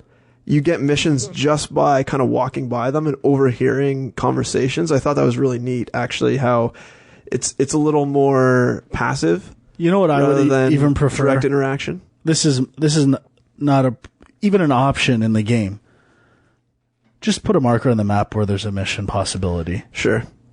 They're trying to be like a little more... My nature is to go and talk to everyone until I get everything. Just tell me who I need to talk to. Don't waste my fucking time. I know how to comb a desert. I must say, though, this did cause me to comb the desert constantly. Every time I went back to the Citadel after every mission, I'm like, well, I got to go check every area to make sure I'm not missing shit. And of course, there's always stupid little conversations that don't give you a mission that you listen to. Or like time of day specific bullshit. Oh, I don't know if there's any of that, don't get me started on time of day specific quests. I mean, I can handle it in a link in Ocarina of Time when they spell it out for you that you have to go to the graveyard at night, blah, blah, blah. That's cool for one quest, but not the idea that at any given point in time, check both night and day to do stuff. Not cool. Not a fan. Sorry. Yeah. So one mechanic they added, which I think is completely out of place, is they added this like jumping mechanic where you got to leap over things. I know they had ladders before, but now you can jump over things. Why? Why? Like platforming type? Oh yeah, but just not really platforming, just like there's a gap, jump over it. It's intended. Why even put that there? It's mostly for the step down too, I think, to add verticality to the levels, because I think that was a complaint with the first games that, you know, every world you visit. Verticality. Hey, all I have to say is they should have just stretched it out. Every level in this game is linear as shit. Every level. Okay, they were linear in Mass Effect 2, though. I know they were. So accept it. I've accepted that game is horrible. Or okay, I should say. Mass Effect I prefer linear. might have the worst trilogy credit of all time. So it's pretty bad. Just throwing it out there. So all I have to say is, though, near the beginning of the game, there's like a mission to Mars. And this mission is awesome. It had like mystery and intrigue. I was like, fuck yeah, they fixed it. They fixed Mass Effect. This is awesome. This is at the beginning of the game. Now, you know where this is going. So I'm like, I realized that the reason why Mass Effect 1 is good is because there is mystery and intrigue throughout the whole thing. And even I was thinking, every good sci-fi movie, what do you have? You got mystery and intrigue. You got like, you know, Darth Vader, who is he? I don't know. In the first 2 minutes. It's Luke's father. No, but they don't tell you that in the first minute. You know, it's not like, hey, you're Luke's father. Now go get all your crewmates so you can go fight them. They don't say that. They never say that. They dangle the carrot in front of you for a while. You could say the mystery or a mysterious concept, the idea of the Force. Sure. Right? Anything. Yeah. There's lots of mysterious concepts now, in Star Wars. To make lots of other aliens. Prime example. What are the aliens? They never tell you, really. Right? Yeah, Like, there's mystery perfect. in Mass Effect 2. They cover the face of the elusive man with a shadow. Yeah, that's great. I need to know who that elusive man is. He's the one paying you your paycheck. There are some minor mysteries in Mass Effect 2, but I will agree. Mass Effect 1 had the overarching, like, who is Senran or Sarin, whatever his name is, I can't remember now, Senran. Who is he? Like, what's his purpose? What are the Reapers? All that was there, right? What are those things you touch? The husks. No, what's the name of the thing? The husks are the husks impaled on them. No, the husks things. are the bodies. Yeah. There's a specific... Those spine things? Yeah, what's it called? Spiky things. Pillar? No. Spire. Boom! Oh, that thing you touch and you get the vision. Spire! And the whole, the alien race, Prometheans or whatever they're called. Proteans. Whatever. Tons of mystery. Even like Mass Effect. Tons of mystery in Mass Effect 1. So, anyways. Still a mystery to you, apparently. None of that in Mass Effect 2. None of that in Mass Effect 3. So, I love the Mars mission. I thought, like, they're back on track. I was like all gung-ho, like, this is awesome. Mystery, they're trying to find something. All of a sudden they find it, and all of a sudden you're back to doing the fucking go get your crew ready bullshit missions that were Mass Effect 2. And basically that's the rest of the game. Bullshit crew finding missions. Now, I just felt like there was no real direction at all in this game. And then I really thought that Hideo Kojima had signed on as like technical creative director to this game, because one of the main bad guys is a fucking ninja with a sword. Let me tell you. People love ninjas. You in space?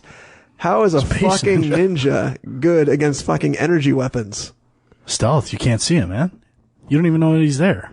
Oh man, space is the perfect place for ninja. I am on board with the space ninja. Space is the place. You're just making me want to play Mass Effect 3 right now. Yeah, you go play it. You let me know how you like it. Anyways, I love it. There's also like the over the top, like stupid scenes with the ninja. Like he's the shit, but he looks like a complete fucking dork. I don't know.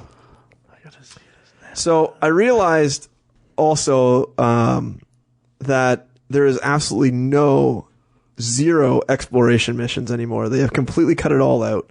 Mass Effect 1 had tons, probably too much. Mass Effect 2 had a little Way bit. too much, I would say. And Mass Effect 2 had like a tiny amount with that little like hover jet thing. Very little though. And it wasn't really exploration. It was more like run down this corridor. Mass Effect 3, none. Every mission is the same. There's nothing to break up the pace. Everything is the same. It's kind of like, I don't know. Mass Effect 2. Yeah, but I mean, it's kind of like a game where you have two mechanics. Go to the town, get your mission. That's one mechanic. The other mechanic is go shoot the shit out of everything. That's it. That's the whole game. At least in Mass Effect 1, you had go to the town, go to your shooting missions, explore the world, do your gay-ass mining stuff that everyone hated, or do the searching of, worlds, right? Everyone hated that, or most people. I liked it. But in Mass Effect 3, there's nothing. It's basically like you get off planet, you go shoot shit. Little cutscene, go shoot shit. Little cutscene, go shoot shit. There's no variety at all. And I think it really cut down on my experience of the game. I really felt bored playing this game. I couldn't play it for more than probably half an hour in a row without feeling like I was playing the exact same thing constantly. No. Yeah, I'm going to shit all over it. No. I'm going to challenge you here. Challenge me. I would challenge you that binary domain is go somewhere and shoot the shit out of shit gameplay mechanics don't as even well. bring that game in here. I'm just saying, it's the exact same mechanics, if not less. Let me ask you a question. It's got the same cover mechanics. You're shooting robots. Is there a French robot in Mass Effect? No. The answer is no. That's not a valid comeback. That is 100% valid. I think all the things you're talking about, for the most part, are actually why I like Mass Effect. No, you're right, though. But no, and I agree. Mass Effect is a great action game. Don't try to pawn it off as an RPG. Don't even bother throwing in the term RPG into this game. It's not an RPG anymore. And I think that's the thing is, obviously you'd like the first one a lot, and then you wanted that same experience, and they changed it. Big time. This is an action game with talking to people. Now, but the thing is, like, so seems like your complaints are mainly like story and mission based, but like everybody talks about, the choices, the getting to know the characters, the dialogue system. Like, does none of this stuff do anything for you? It did in the first one when I thought the choices were going to go somewhere. Now after finishing the third one and seeing the ending, which I'll get to later. Are you a fan or are you not a fan? I'm not a fan. I mean, the concept is great. And, like, the choices, cool. Like, I thought they were going to go somewhere. let's just say they didn't really go anywhere. But also, I felt like, it got to the point where I like going back to the dialogue choices, where every choice I made, so I was a Paragon femshep, and essentially, if I said the Paragon thing, so like the top right answer, essentially I was trying to get into the pants of whoever I was talking to. Literally, let's just say there's a shower on the Normandy.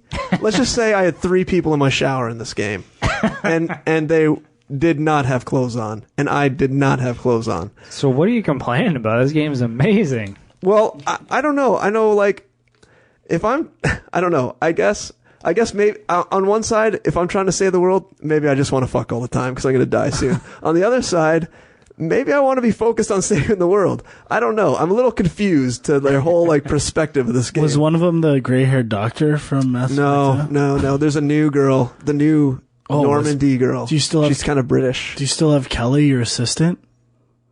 Kelly? No, she's gone. Oh. It's a new one. It's this new British girl. I love Kelly. And then Garrus wanted in my pants, and I said no. And then I got with the Asari girl. What's her name? You shot down. I pissed her off too. It's so bad. Like, it's funny because see what a Turian hog looks like. I mean, all this stuff is a little cheesy. It was just over the top. I felt like I was playing like some sort of like porn simulator almost. So I just want to say what I do love about Mass Effect. I just said Turian, and I said Protean and all this stuff. There's no other game world that I'm as familiar with as Mass Effect and actually care about the names of things and the history and what I'm doing. Most Mass Effect game, or most RPGs, especially stuff like Skyrim, they're just hurling names at you, and I just get lost in the shuffle. It's too much. Where Mass Effect pares down things to important names and concepts that are easy to ingest and retain. And that's what I love about it. And I was going to say, I love the creature design and art design of the whole series. And I would argue that's from the first game, though. Sure, I agree. But if there was ever a game, like, you know, everyone talks about MMOs and I want to be a Pandarian. Oh my god! There's not many, races that I would want to like. I'm like, oh man, I want to be a night elf so bad.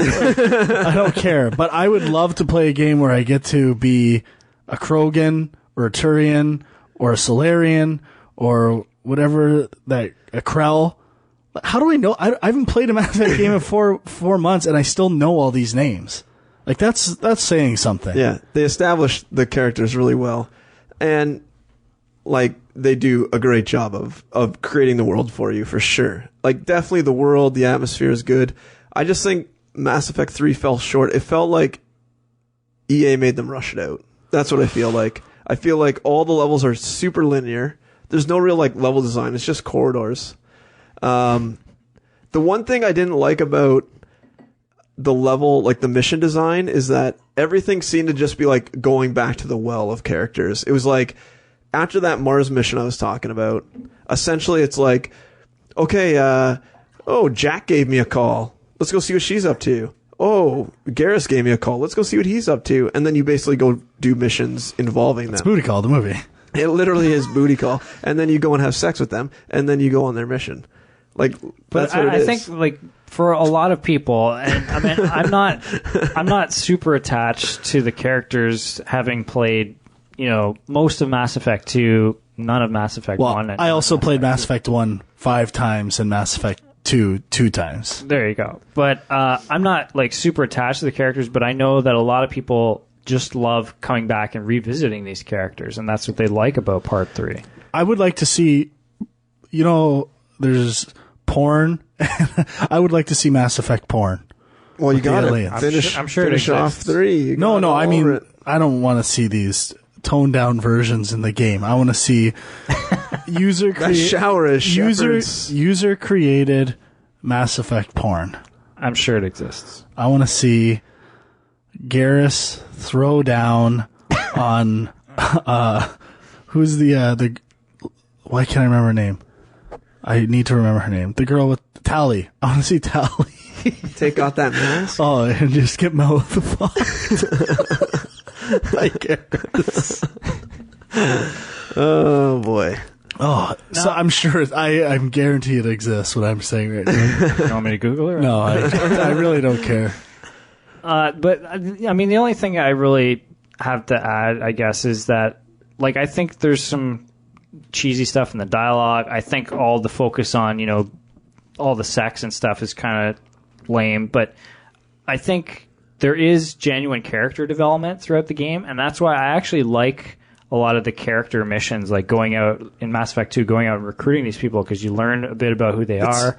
You start to build up a bit of a relationship I agree. with them. If there was a more overarching storyline behind it. I've actually endorsed their story approach before, and I'm not saying they did it 100% correctly, but Fable 3 took this approach too, especially for long games, and I think it appeals directly to someone like Sean. They're not going to play this game in a weekend. They're going to play it over months and months, and they establish an overarching story that's very simple to remember. Fable 3, you're trying to become king. That's it. And it's mini stories within that as you interact with characters. Yeah, you can come in, sit down for half an hour, 45 minutes, play a mission, and you're out. And you kind of remember the basic story, but you can digest those little chunks. Exactly. And I can appreciate that. I can also appreciate what Andrew's saying for someone who is really into video game stories and stuff. To have a better overarching story would help. But I think my big thing is it's just such a departure from Mass Effect 1, where Mass Effect 1, like you said, you're they still in developed love all with these Mass stories. Effect 1. Yeah. You know what? I actually didn't really like Mass Effect 3. No. But I went back. I was like, am I fucking crazy? Like, is Mass Effect 1 shit? Like, am I remembering it dumb? So I went back and I played through all of Mass Effect 1. Again? Right after Mass Effect 3. Again. Like, for the 10th time. It's fucking amazing. Fucking amazing. You're good. so caught up in it, though. I love it. It's like, I don't know. It's almost like the ugly girl that you're in love with, and you just can't, you just can't help it, and you're just attracted to her. You can't take it. But everyone's like, what's the big deal, man? Like, she's kind of a loser. But you just can't help it. And that's you in Mass Effect, man. It could be. You love it. You can't help it. I do have it appeals to everything that you like. Yeah, totally. Story, RPG, hardcore totally. RPG, exploration. I don't doubt it. That's why I like the game so much. But there are some good things about Mass Effect 3. It's not all just shitting on it. But I think they really did the big set pieces well this time. There are a lot of really cool big set piece moments in Mass Effect 3 that they did well. Also, they improved the scanning, so it's not so monotonous now. It's actually a huge improvement. And they also have quite a few new enemies that I thought worked really well and really added to the gameplay. Definitely I like the gameplay, the action gameplay of 3 over 2, hands down way more. But I just found it was too repetitive. Really, that's the main gig. Mass Effect 1 Mass Effect 3, one Mass Effect 3 level, awesome. Except for if it was too linear. But overall the gameplay of using whatever the weapons and all your strategies, whatever you call them, biotics. Yeah.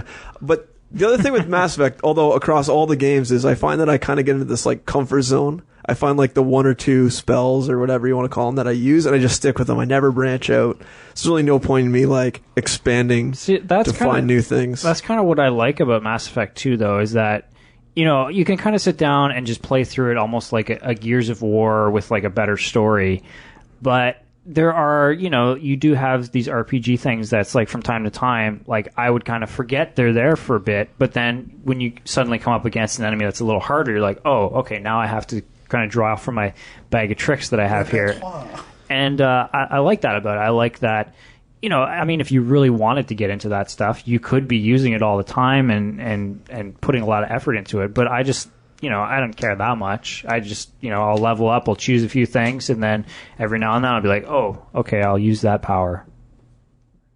I don't know. I think I actually like the action elements of it a lot. I found it's a great action game. The feel of the weapons so satisfying. I don't know what it is about it specifically, but a lot of the weapons are not like machine gun automatic fire. They're like single blast type things. And it does feel good. They feel amazing. I think it's the subtle vibration. It could be. As you got that control in your crotch. So, anything else? Like you said, there's a new health system, but I don't remember what it is off the top of my head. do you remember, Frank? No, who cares? Let's keep it rolling. Okay. Any other thoughts? I just have like some notes on the ending, but I don't have any like spoilers. I mean, So your general I guess talking impression- about it is kind of a spoiler, but your general overall impression is you just weren't impressed. yeah, like what do we rate it out of 4 or 5? 4. 4? I'd probably give it like a 2, maybe a 2.5. And what did you give Alan Wake? Like a 3.5? No, I didn't rate okay. Alan Wake. I didn't finish it. I never played it. That was before my time. I really wish I would have played it now.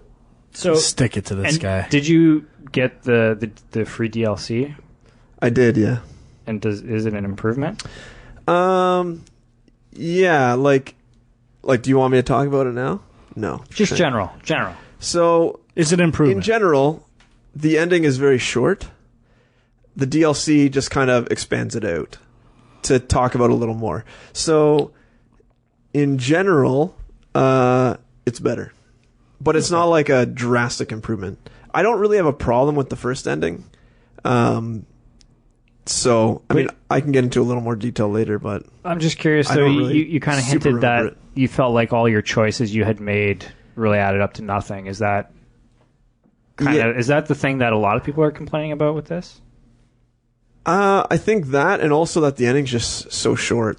But that's the Like, I illusion of literally- choice. That's the illusion of choice in games that we talked about, right? Like, it seems like you're getting a lot of choice, but really, you're just setting game flags behind the scene. But and the here's the only great- way they can do it without making 20 different endings is to make an abrupt ending that covers all bases. You got to know that's coming. And that's the thing. It's like, the Arachnite Queen choice in the first game. Do you kill it the or do you Arachnite keep Queen. it alive, right?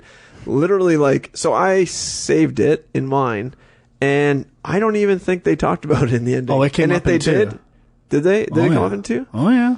I don't remember. I mean, in general, it seems like they actually did put a lot of effort into sprinkling little bits and pieces of decisions. I mean, you most of made. the time it's set a game flag, unlock dialogue choice, and 4 lines of dialogue. Yeah, based and I on think that, right? I think maybe that's why 3 felt a little kind of like all over the place. Maybe because I couldn't remember the choices I made, and they were trying to like incorporate it, or maybe they just didn't know how to incorporate it, so they were like trying to be as generic as possible, so they didn't have to incorporate it, and they could just kind of like throw these generic lines that cover all bases. It's the art of illusion. Yeah. Yeah, I mean, it really is. Because, I mean, there's only so much you can do with branching choices. And, you can't screw somebody for a choice, like Mass Effect 3. You can't get some key weapon you need because of a choice you made in Mass Effect 1. I mean, that'd be cool, but people would be pissed off, right? That is the awesome thing in Heavy Rain, though. Right. Rather than having a ever-branching tree, they allowed the tree to be cut off at certain points. And that is a cool decision. Yeah. Right. That game could end an hour earlier. It's kind of like what I played last time, Castlevania. I didn't find the goggles, Right. so I killed what's his face, Oh, what a Richter. mistake. Done. Game over. I was happy. Killed Richter. That You're son Richter. of a bitch. Oh, whoever the guy is. Oh, no, Not you're Dracula. Alucard, sorry. Yeah. Enough talk. Yes. Have at you. So, all right. So we'll come back to the ending because we have a junk mail kind Sure. of about that. I don't have too much more to add about it, but I'll do a spoiler alert. Although I don't even really remember what the ending was too much, other than what was bad about it. Okay. So, who's got more stuff to talk about? You might as well finish, huh? Oh god. Okay, hang on. Let me get on my list. All right. So we're doing what I guess what I played. So I said I played Mass Effect 1. Played through that. Still love it. Yep. I didn't go back to Mass Effect 2. No, not touching that again. Ouch. Maybe eventually. So I played like all the sports demos that came out, NHL, Madden, NCAA. I really like them. They got a new skating engine in NHL. Took me a little while to get used to it. I still don't know how I feel about it, but it was okay. Madden, I didn't really like that demo. I actually like the NCAA football one more. I just bought Madden today. It's in the car. Oh, yeah? Oh, yeah. Me and Sean are going to play later. Yeah. So let's see here. I picked up Pac-Man, I think it's Championship Dimensions? DX something. Championship Edition, yeah. Dude. Yeah. That game's I amazing. loved it. Oh, God. I haven't played it all, but I mean, that game is sweet. I 200 achievement pointed that game in 2 days. I played it nonstop. Yeah? It's so good. Sweet.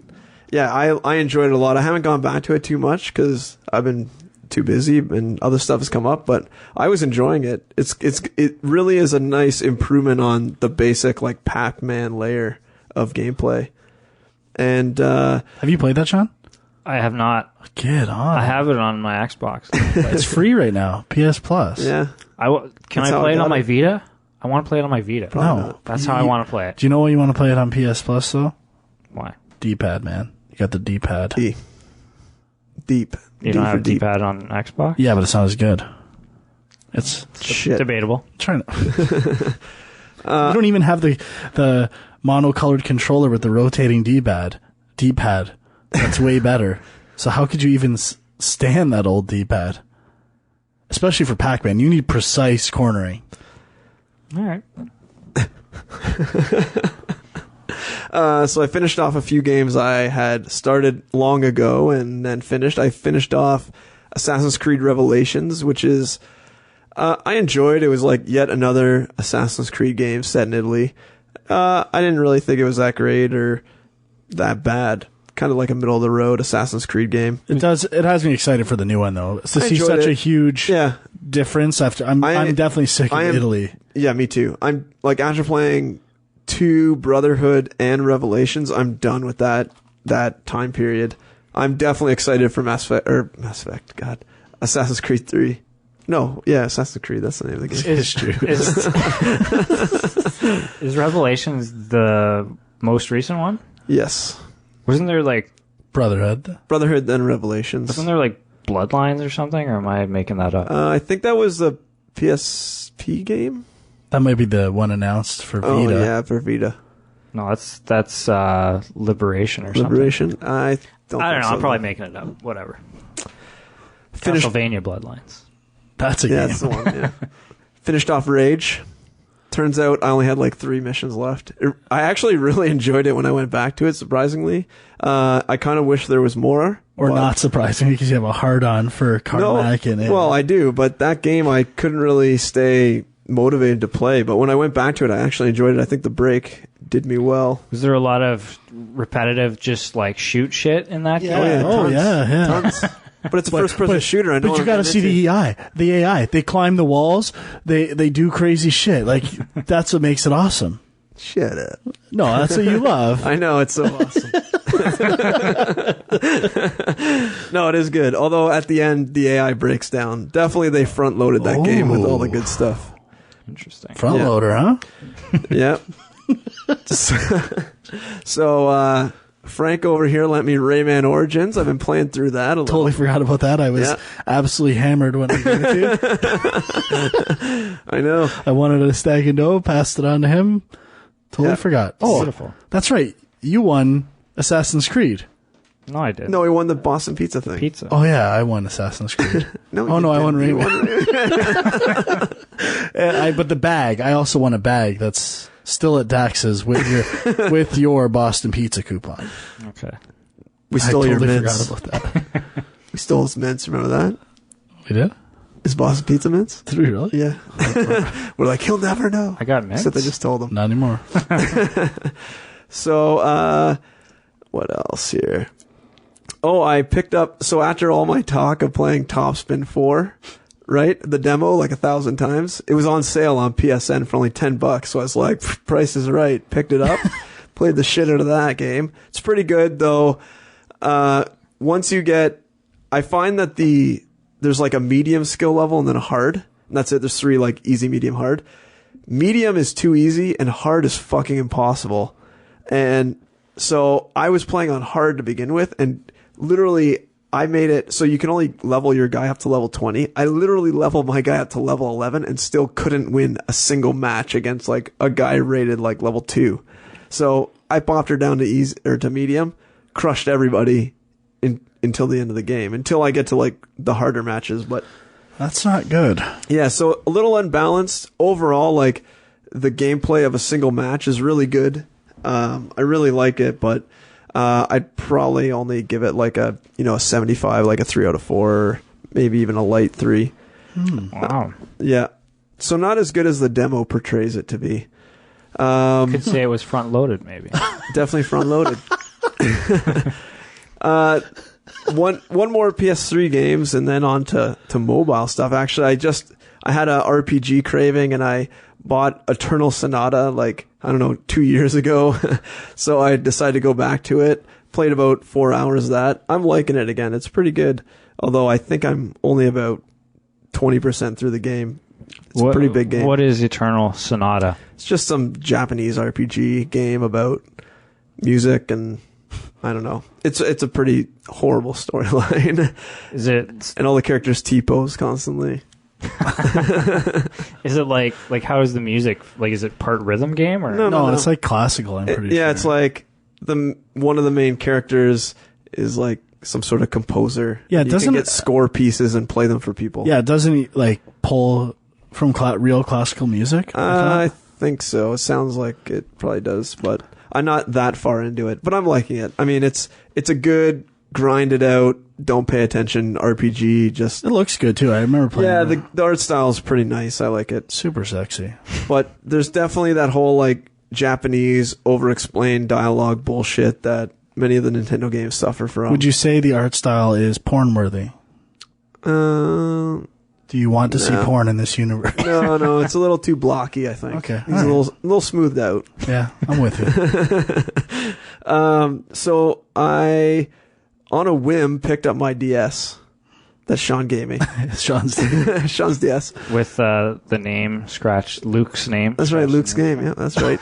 And I was out on a road trip, and I was like, I kind of feel like playing a RPG. So I threw in the Final Fantasy II remake or Final Fantasy 4/2 remake. That game's awesome. Do you wake up and go, I kind of feel like playing an RPG? I do every day. Every day. I can't get enough RPGs. I kind of feel like playing an RPG. Kind of feel just like grinding it out. Anyways, somebody needs to make a sports RPG, and they are. That's what NHL is. That's why I play the shit out of NHL. Madden's similar. They're really going for an RPG approach. All sports games are RPGs. Again, exactly what I said is wrong with games. Everything's becoming an RPG. Enough. I want a game that advertised on the box. Absolutely no RPG elements. I will buy that game no matter how bad it is. It's just a guy walking in a straight line. Yeah. Until he falls off a cliff at the end. I'm in. All right, so I played some Pocket Planes again. I don't know if we talked about that last. Not very much, though. It's like a iOS game from the creators of Tiny Tower. Played Tiny Tower? I know what it is. Yeah, well, same addictive type game. Then EA had a sale on sports games. So I picked up FIFA 12, regularly $10 on iOS. $1. I played like probably 60 games of FIFA. I think I bought every game they had on there. Holy shit. Except for the sports games. I bought Risk, Battleship, Mass I didn't know all those ones were on sale too. Monopoly. I would have bought like Risk and Battleship. That would Yahtzee. A lot of stuff. So I'm curious about the sports games because I've always wondered if they would work on. I was hesitant too, but the 99-cent price point lured me in. And let me tell you, it takes a little getting used to because it is a virtual like kind of control scheme. But so sometimes your finger kind of slips a little too far and your guy stops moving. But once you kind of get your bearings of where the control is, it's pretty good.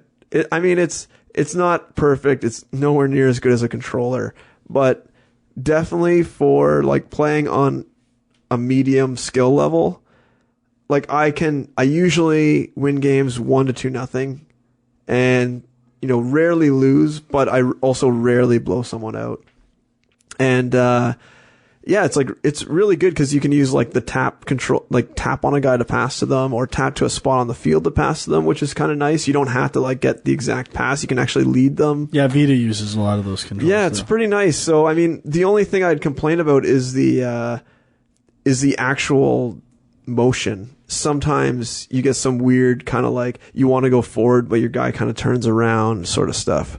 But other than that, it's pretty good. It's a lot better than I was expecting. I was expecting it to be pretty shit, and it actually is quite good.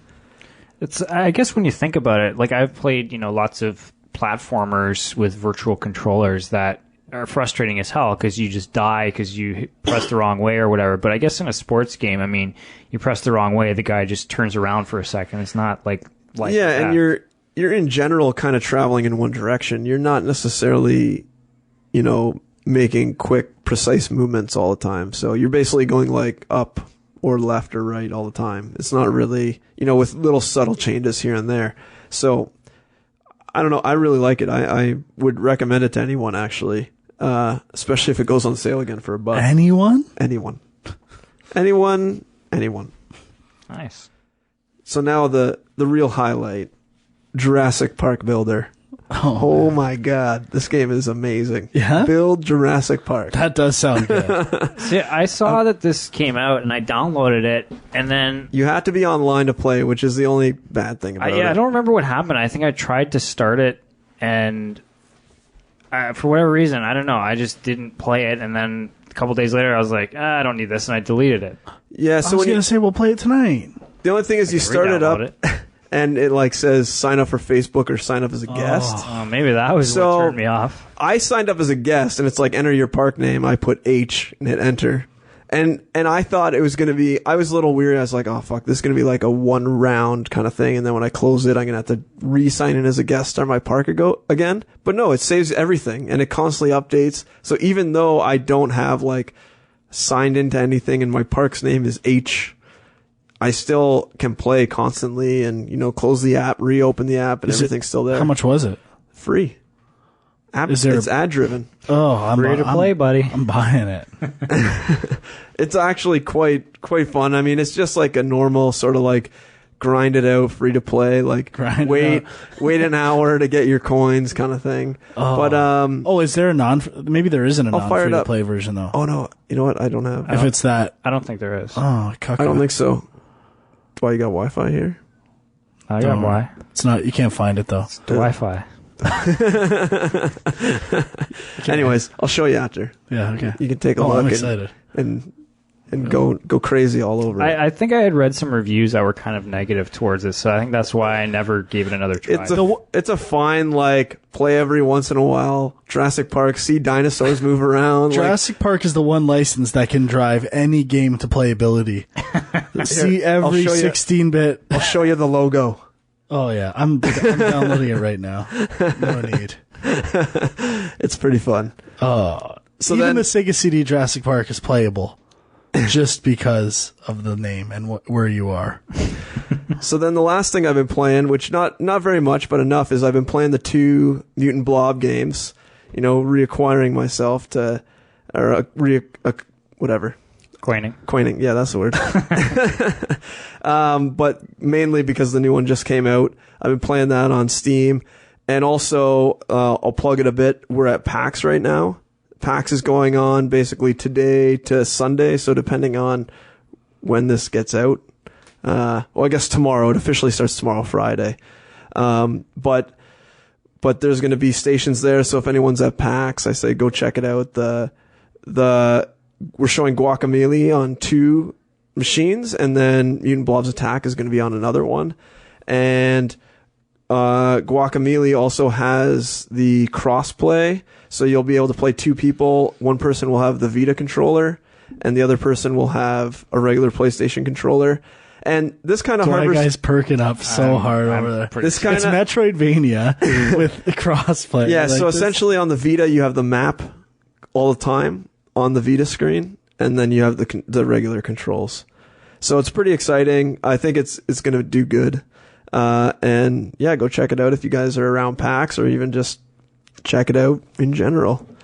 And I actually think going back to, or I guess getting into, I'll leave it actually. But the whole like playing Vita on your PlayStation 3 kind of leads us on into the Wii U junk mail question. Yeah, and to me, it was pretty obvious that the Vita would be their way of recreating that experience. That's their smart glass, their Wii U controller. They're so smart. They are. Yeah, Sony. Watch this. You buy a Sony TV with PlayStation 4 embedded, get a free Vita.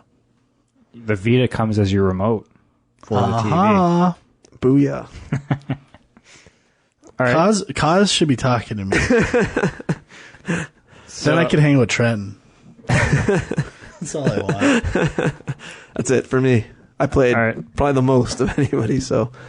Oh, I don't know. I don't know about that. You got a lot of iOS over there, Yeah, Dwight? he's probably got a list of iPad games. I played Where's My Water and This guy. jump up and He's down. taking shots at you, Dwight. Don't let him. This is your arena. Well, not his. I think we should talk about the 3DS XL and New Super Mario Brothers 2. So do I, Sean. First of all, the 3DS unboxing is at the end of the show, and you'll talk about what price I got it for, what a bargain it was. Pretty much paid me to take it out of their store. Right. But it feels so good in my hands. So you've had like a couple weeks with it now? Oh yeah. And I've pretty much been playing exclusively New Super Mario Brothers 2. I beat it yesterday. Okay. So I have played that game quite a bit. That's the one game I've played.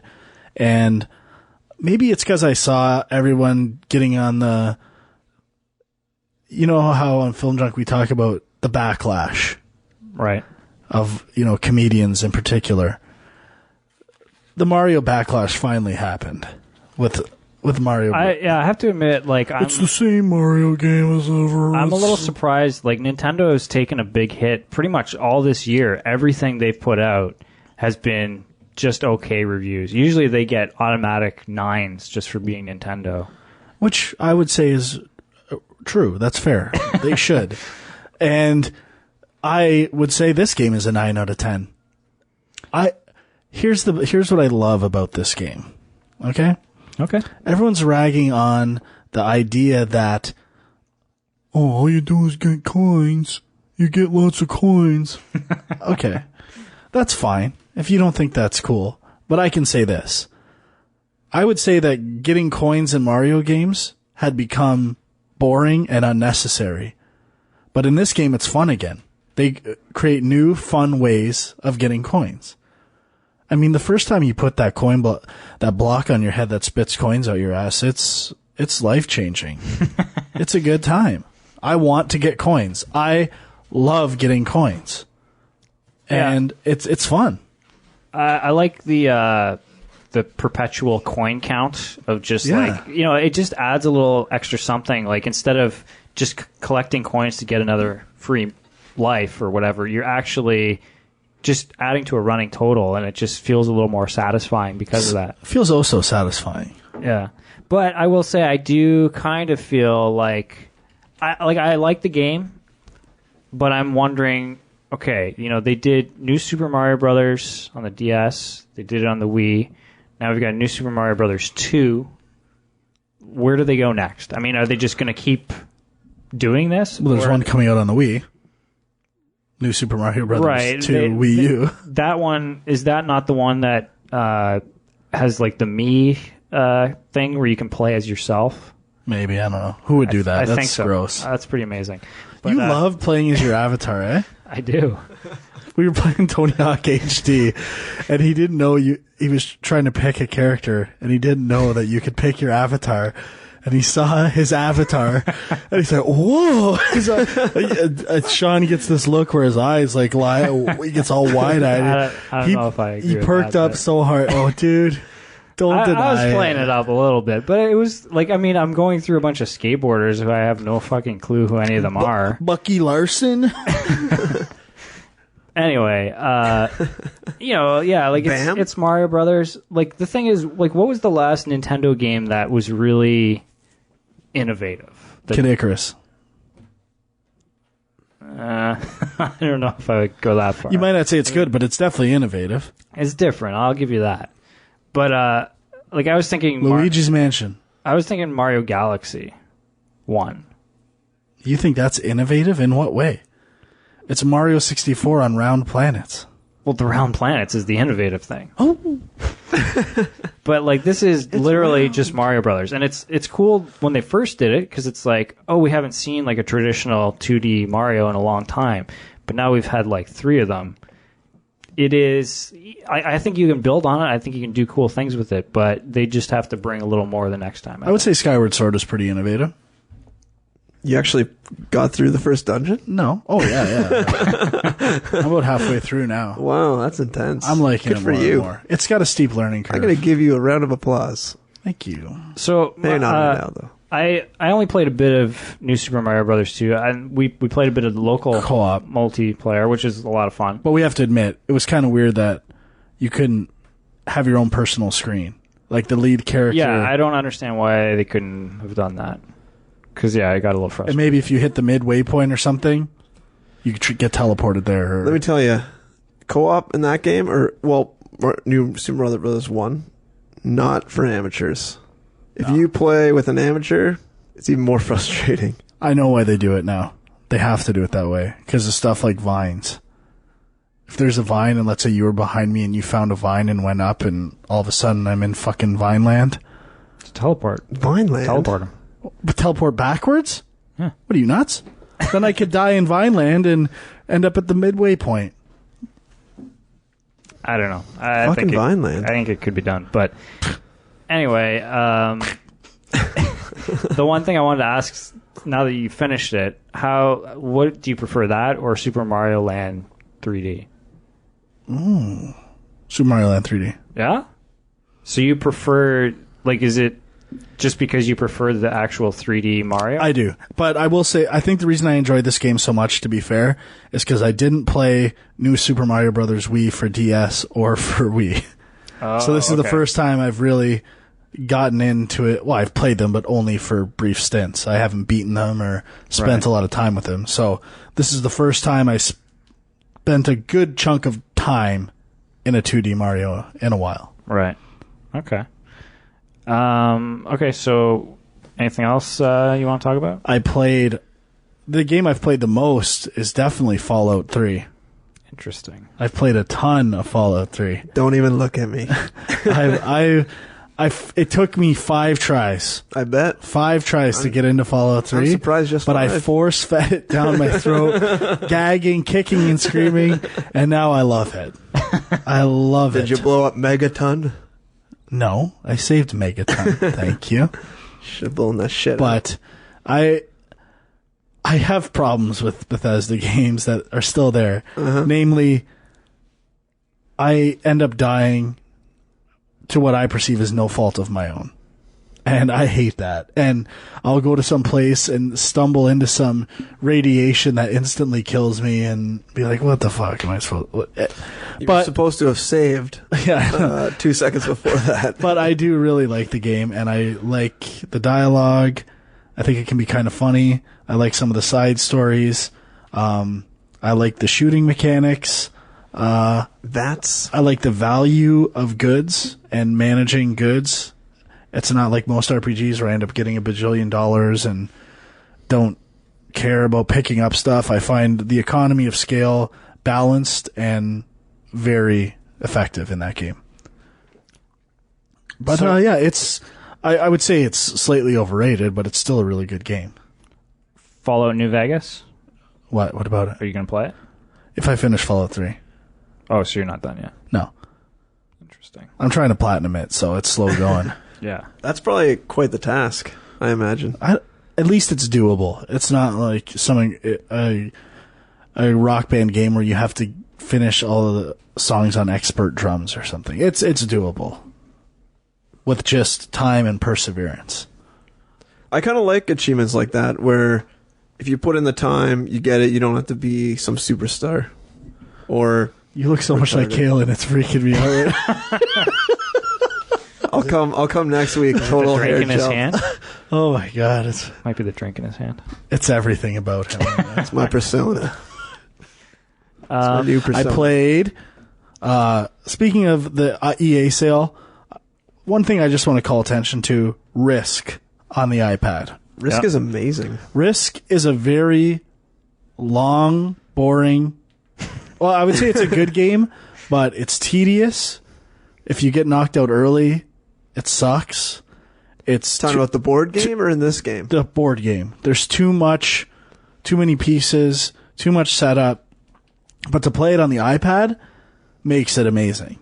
It is really good on iPad. I love the iPad and for board game. We talked about AirPlay a few times recently. Board games would be the perfect application of AirPlay. The board's on the screen. Oh, yeah. And you pass to whoever's turn it is. Have any of the board games done that? If they haven't, they're retarded. Yeah, that's huge. I would love AirPlay Risk. That's all I do. I'd have 3 friends over every night. A new set of 3 friends to play Risk with. Well, I mean, they could also do it for the Wii U, I guess. Oh, yeah? Well, I guess there's only one. I prefer the Vita. I prefer the dollar price point of Risk on the iPad. Well, yeah. It costs you $30 to buy Risk in the store. I bought a better version of Risk that I can play by myself for $1. Is it online or is it against AI? No, it's just there's no online component, which kind of stinks. But still, it's still pretty cool. Yeah, I have Catan for iPad, and I haven't I've only played against AI, but I think you can play local multiplayer with humans. You can't play online? Because I'm pretty sure you can play online for the Xbox Live version, and it looks very similar to that. Yeah, they don't have online yet, but they're working on it. But it's still a pretty... I mean, that's a huge thing not to have. But I think the best board game app I have played so far is probably the Ticket to Ride one, which... I mean, I like You love Ticket to Ride. But, the design of the app, it's... Even to play it just on the iPhone, which... With a small screen, it's really well designed. So, check it out. Maybe I will. Probably I won't. I've played a Lollipop Chainsaw. Oh, I played a bit of that too. Which I was intrigued at the concept. I really like OUYA 15. Am I saying that right? Or 51? Suda? Suda 51? I like them so much I don't know their name. But I like what they always try to do something crazy and new. And at least it's fun for that idea. I was surprised at how brawlery this game is. It was pretty disappointing. It's very arcadey, but I kind of liked it. I mean, I think you have to know what you're getting into, and I don't necessarily disagree with the review scores that have been given, but I'm kind of intrigued by this idea of games that are bad but still good. There always was this belief, I think, from people that if a game sucks on a technical level, you just can't play it and it's terrible and it's not fun. But I think there are games that kind of rise above that, and I think this is kind of one of those. Well, I know one game that's been synonymous with that guilty pleasure vibe is the Naughty Bear game. I don't even know what that is. Right? I've heard of it. I don't know anything about it, though. It's like a mature game with bears. It's like Ted. The movie Ted. Yeah. I thought you were never heard about this? No. Violence. It's like the cover of it's like Kill Bill with a bear for the special edition. It came out quite a few years ago now. No, I've never heard this. You're out of touch, man. But I thought you were going to mention that that game where it's kind of like Starship Troopers, where you just have to kill bugs. Do you know what I'm talking about? No. No one knows what you're talking about. It was like a very poorly reviewed game, but a lot of people... iOS or console? Console. Oh, for Xbox 360, very early? Yeah. And they came out with a sequel Space eventually. Defense 20... Something like that, yeah. Body Harvest? Yeah, that's the N64? It's something Defense. Yeah, so that... But obviously the thing about Lollipop Chainsaw, I was also interested in the fact that James Gunn, the director, was kind of involved in it and wrote it and stuff. And just interesting collaborations between creative parties in the video game world kind of just intrigued me. And so I wanted to give it a chance. And I haven't played it all the way through it yet, but it's fairly short from what I understand. So I'll get to that at some point. Do you have my email I sent over there? Do you remember if I had anything else? I think it was just Hot Shots. Shots. Had like 4 games. I had Hot Shots Golf, Right, which I still play insane amounts. It's probably it's your NHL. my most played game out of the last 4 years, I'd say. Wow. One thing you did mention that you played a bit of is Sound Shapes. Yes, I did. And I liked it quite a bit. Toronto. It's a good game. Yeah, I did the campaign. Haven't done. There's like a challenge mode after that. That's pretty damn hard. But yes, I guess like for people who don't know what this is, it's kind of like a platformer mixed with a music rhythm game. The idea is you're just this little ball that's rolling around, and each level has interactive elements moving around kind of in rhythm to the music, and you're trying to pick up notes as you go to add more notes to the song. And every time you move to another screen, sort of different sections of the song progress. And it's, it's somewhere between a game and like an interactive music video kind of. And I don't know, do you guys remember this game that came out for the DS called Electroplankton? I never played it, but I remember it. Yeah. I have it, and I picked it up just because it was this weird, like, experimental art thing. Like, it's not really a game, and I mean, I don't know. It's not like I can say it's fun, but it was interesting, and I feel like this actually takes that idea but makes it into a game. So I appreciate that about it, and I like the art style a lot, and I liked the music, and when you think about it, a platformer is actually a pretty good fit to mix with music because it's all about timing, right? So it kind of, I like that idea of like you could actually kind of play through parts of it without really watching and just more listening. But I guess the other big thing about this game is that there's an editor, a level editor, where you can build your own levels, and I haven't really got around to that yet, and I don't know if I will. I mean, the campaign's pretty short, and I kind of was like, I wish there was more. And everybody's like, oh, we'll just go play all the games that other people have made, and I don't know if I'm not that interested in that. But I guess it's a good idea to extend the replay factor. Anything else you want to say about it? No, I haven't played it that much, but I love platformers, and the music's pretty good, actually. And do the Beck levels? No. I hear the Beck levels are good. Did you try the Beck levels, Sean? I did. Now, the platforming is very similar to Mutant Blobs. Oh, yeah. Very similar. It's also similar to Metroid, though, in the sense that some Metroid games you could actually attach to walls and roll around and stuff. All comes back to Metroid.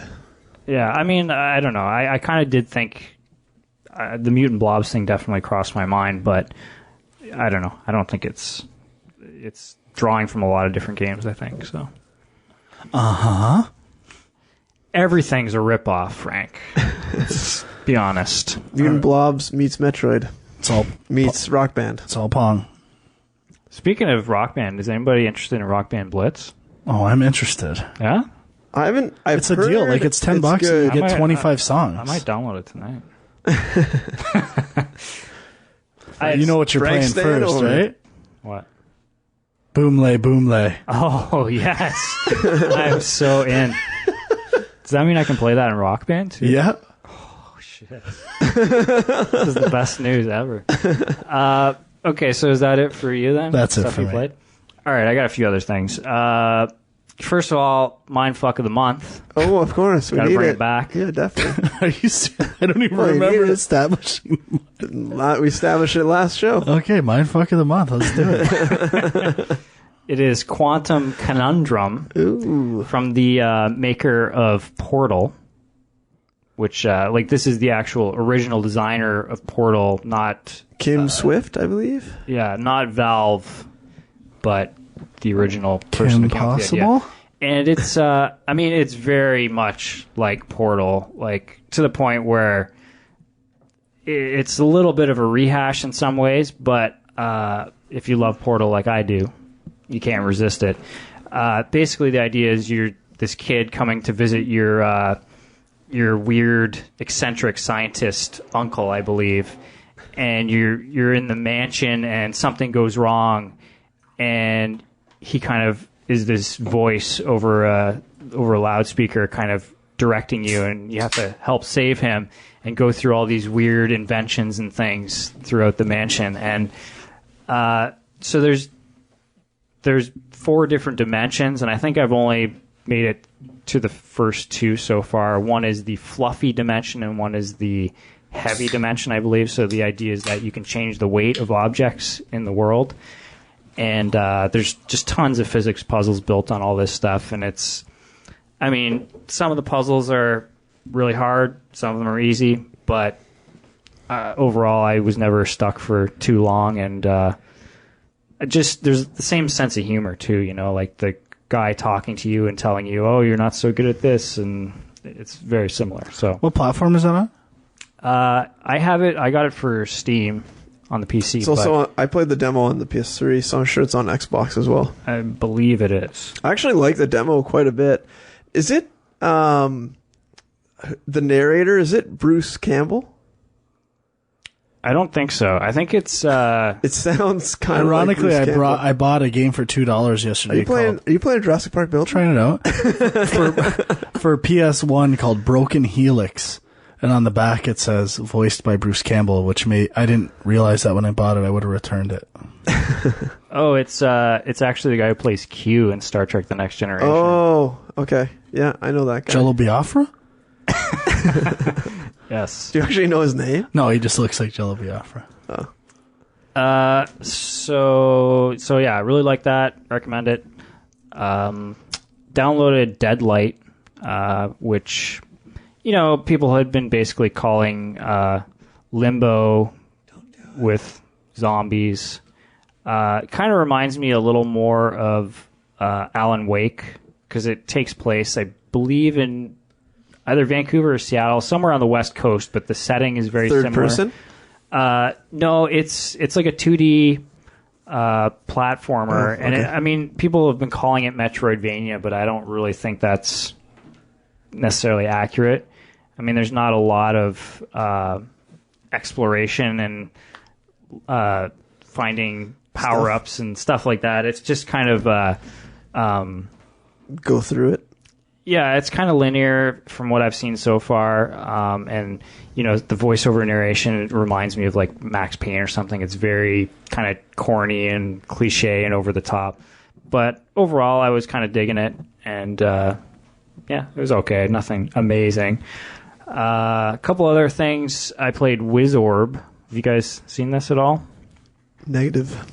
I think it was originally out on Steam, and it came out on PSN as a PS Mini, and you can also play it on the Vita, which is where I've been playing it, and it just came out on iOS as well. It's basically like a Breakout clone, but with a fantasy RPG sheen over top of it. RPG! Woo! But there's sort of a story to it as well, and the retro artwork is quite delightful, so I enjoyed that. Have you played Shatter yet? I have, yeah. Shatter's sick. Shatter's amazing. I crushed that. As soon as I got that for free on PlayStation Plus, I ran through that whole game. I crushed it. Shattered it. Shattered it. Shattered it is records. good. I like Shatter for sure. And I'll just mention a few iOS things. Actually, I played a game called Astronot, N-O-T. Burn. This game was... It's like Astro Boy? No, this game was made for me. It's basically a Metroid clone. You can say it, like Metroidvania. Super like retro graphics, not even 8-bit. Like we're talking VIC-20 style graphics, and it has this weird. I could see a lot of people just totally looking at the screenshots and being like, "Oh, I would never play this," but it has this weird abstract look to it, to the point where you get power-ups and you're not even sure what they're supposed to be. And you kind of, there's just this weird, like... Mindfuck? Kind of.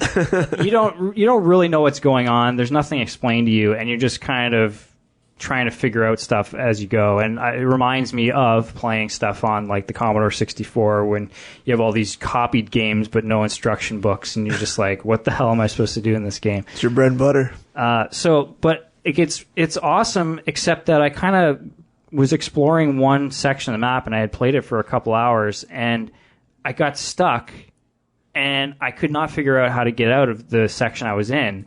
And at first, with if this was a Metroid game or whatever, I'd be like, oh, okay, I'll look it up on the internet, or I'll just keep playing it because obviously I'm missing something. But because this is an indie game, I'm slowly starting to realize that maybe this is just a bug, and maybe the game just fucked me. At which point I kind of lost interest in it. It's the ass fuck of the month. I tried to look it up online, but obviously it's such a small game that there's not much of a community out there. Yeah. So, but I if you like Metroid, like seriously, give it a shot. It's called Astronot, N-O-T. Played Spy vs. Spy. Speaking of Commodore 64, they released a new version on iOS. Nice. Is it good? I saw it. I was thinking of getting it just from nostalgia. I heard they were making this. So I was pretty excited. I was like, I used to play this all the time. This is a big no. Loved it. And on top of that, it was at the top of the iPhone charts, and it had like amazing reviews. I was like, okay, this has got to be good. Download it. Played it for about 2 minutes, and I was like, I cannot play this. These controls are unworkable. Fuck this. And I have not played it since. And apparently they're working on alternate control schemes, but it was really like the game is so like frenetic at times where you're trying to get out of the room and set up a trap, and like it's on the iPhone screen, it's so small, and they have this stupid way of opening doors that I could not get to work for the life of me. So yeah, that was definitely a big disappointment, but maybe if they release an update it will actually improve. Maybe I'll wait then.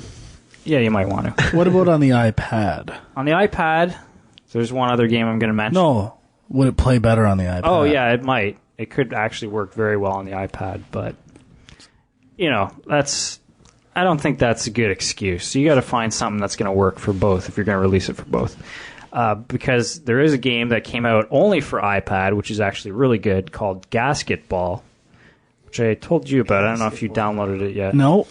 But it's free, and I think it's kind of working against them in this sense, because the idea is it's free, but you can buy additional levels, and I think a lot of people are just buying it, playing through the levels that are there and saying, okay, I'm bored, and leaving. But so basically it's like a basketball game where you have an area where the ball is, and you flick the ball and you try to bounce it off obstacles and get it in the net. And they have a bunch of levels set up where it's like, you have to get it in within a certain amount of time or whatever. But there's another portion of the game which is an asynchronous multiplayer game of horse, where you actually have all these weird gadgets and stuff, and you kind of build this big Rube Goldberg machine, and you flick the basketball and you get it in, and then you send it to your buddy and he has to try to make the same shot. And it's a pretty cool idea. I haven't actually played the asynchronous multiplayer part yet, but it's kind of a neat play on draw something's kind of style. Yeah, it's a pretty cool idea, and I don't think enough people have heard about this game yet, but I think it could be pretty big. So, Gasketball. Yeah, so that's it for me. I guess we should move on to some junk mail and wrap it up. So, as always, you send your junk mail to the same address as Film Junk, so just filmjunk@gmail.com. Maybe I'll set up a Game Junk account one of these days. Or you could post on the Facebook page. Yeah, or send it to us via Twitter. All those things work. So start with this one from Waldo. He says, "Hello, Game Men. I was just wondering if any of you have watched Game Center CX. I think that with Frank's love of retro games, this would be a definite watch. Keep up the good work, Waldo." I have not. I also have not. I tried to... Is it a current show, or...? It was like some sort of Japanese show, from what I saw. Last summer, sometime last year, Kotaku actually had the exclusive rights to stream it. Oh, is that online. That guy who played games? Yeah. Oh, I've seen it. Yeah. Yeah, they renamed it something like, I think, Retro Game Master or something like that. But, so yeah, I watched a few episodes on Kotaku, and I didn't really keep up with it. They were releasing like a new episode a week for a while there. And I thought it was pretty fun, actually. Like, I was getting into it. I kind of was a little, like, unsure at first because a lot of the games he was playing, I didn't know the games. But they kind of explain them to you, and I don't know, the way it's, sometimes you can get by with subtitles, but I feel like the way they're laughing and joking and stuff like that. I think there is something lost in translation in that show. Oh, absolutely. I mean, there's definitely stuff going on there that, you're not cluing into everything, but I still enjoyed it. It is actually coming out on DVD, I think, in September. So I may pick that up. On an unrelated note... That's a definite Sean pickup. Can you get MXC on DVD? Remember MXC? Good question. I don't know. I don't think so. I'm going to have to find out right now. Because that show was hilarious. They have season 1, apparently. Oh, damn.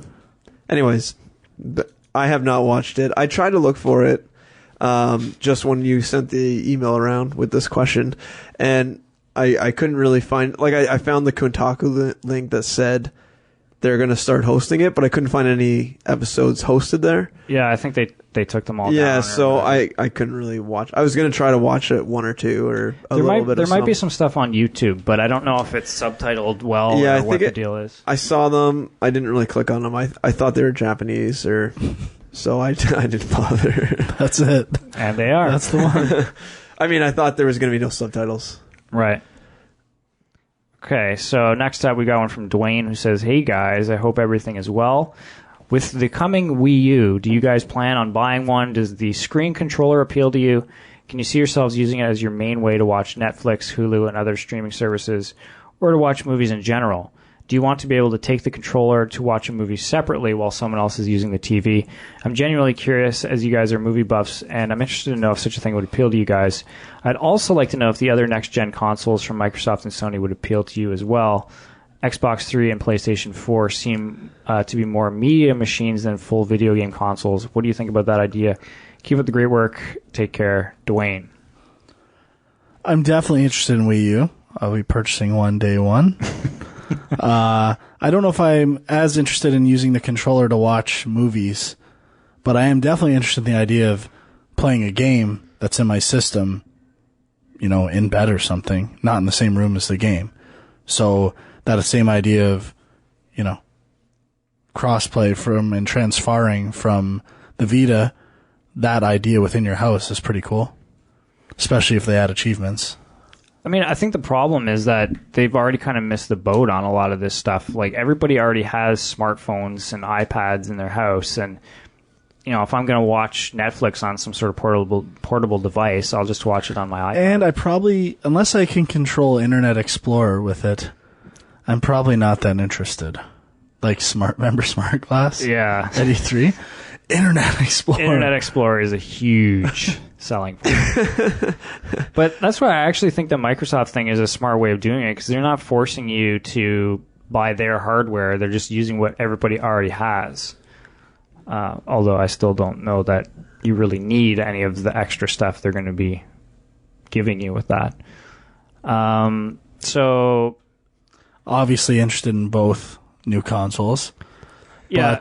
But what was the last part about media machines being more media? Yeah, at first I was opposed to the idea of these things being media machines, and it's not a deal breaker for me at all, but I have to admit it's convenient to have those to play Netflix on and do other stuff. I love that I don't have to buy a separate Blu-ray player. Yeah, it's just a nice perk. The Blu-ray thing is the biggest thing with me for those. So if there is a new format, please be a new format. I hope that one of these consoles embraces it, or both. I'm not super excited for the Wii U. I mean, I think that Sony and Microsoft with the Smart Glass and the Vita have kind of basically done what Nintendo's trying to do with the next gen, except that Sony and Microsoft are going to be ahead in the graphics race and the console power race over Nintendo.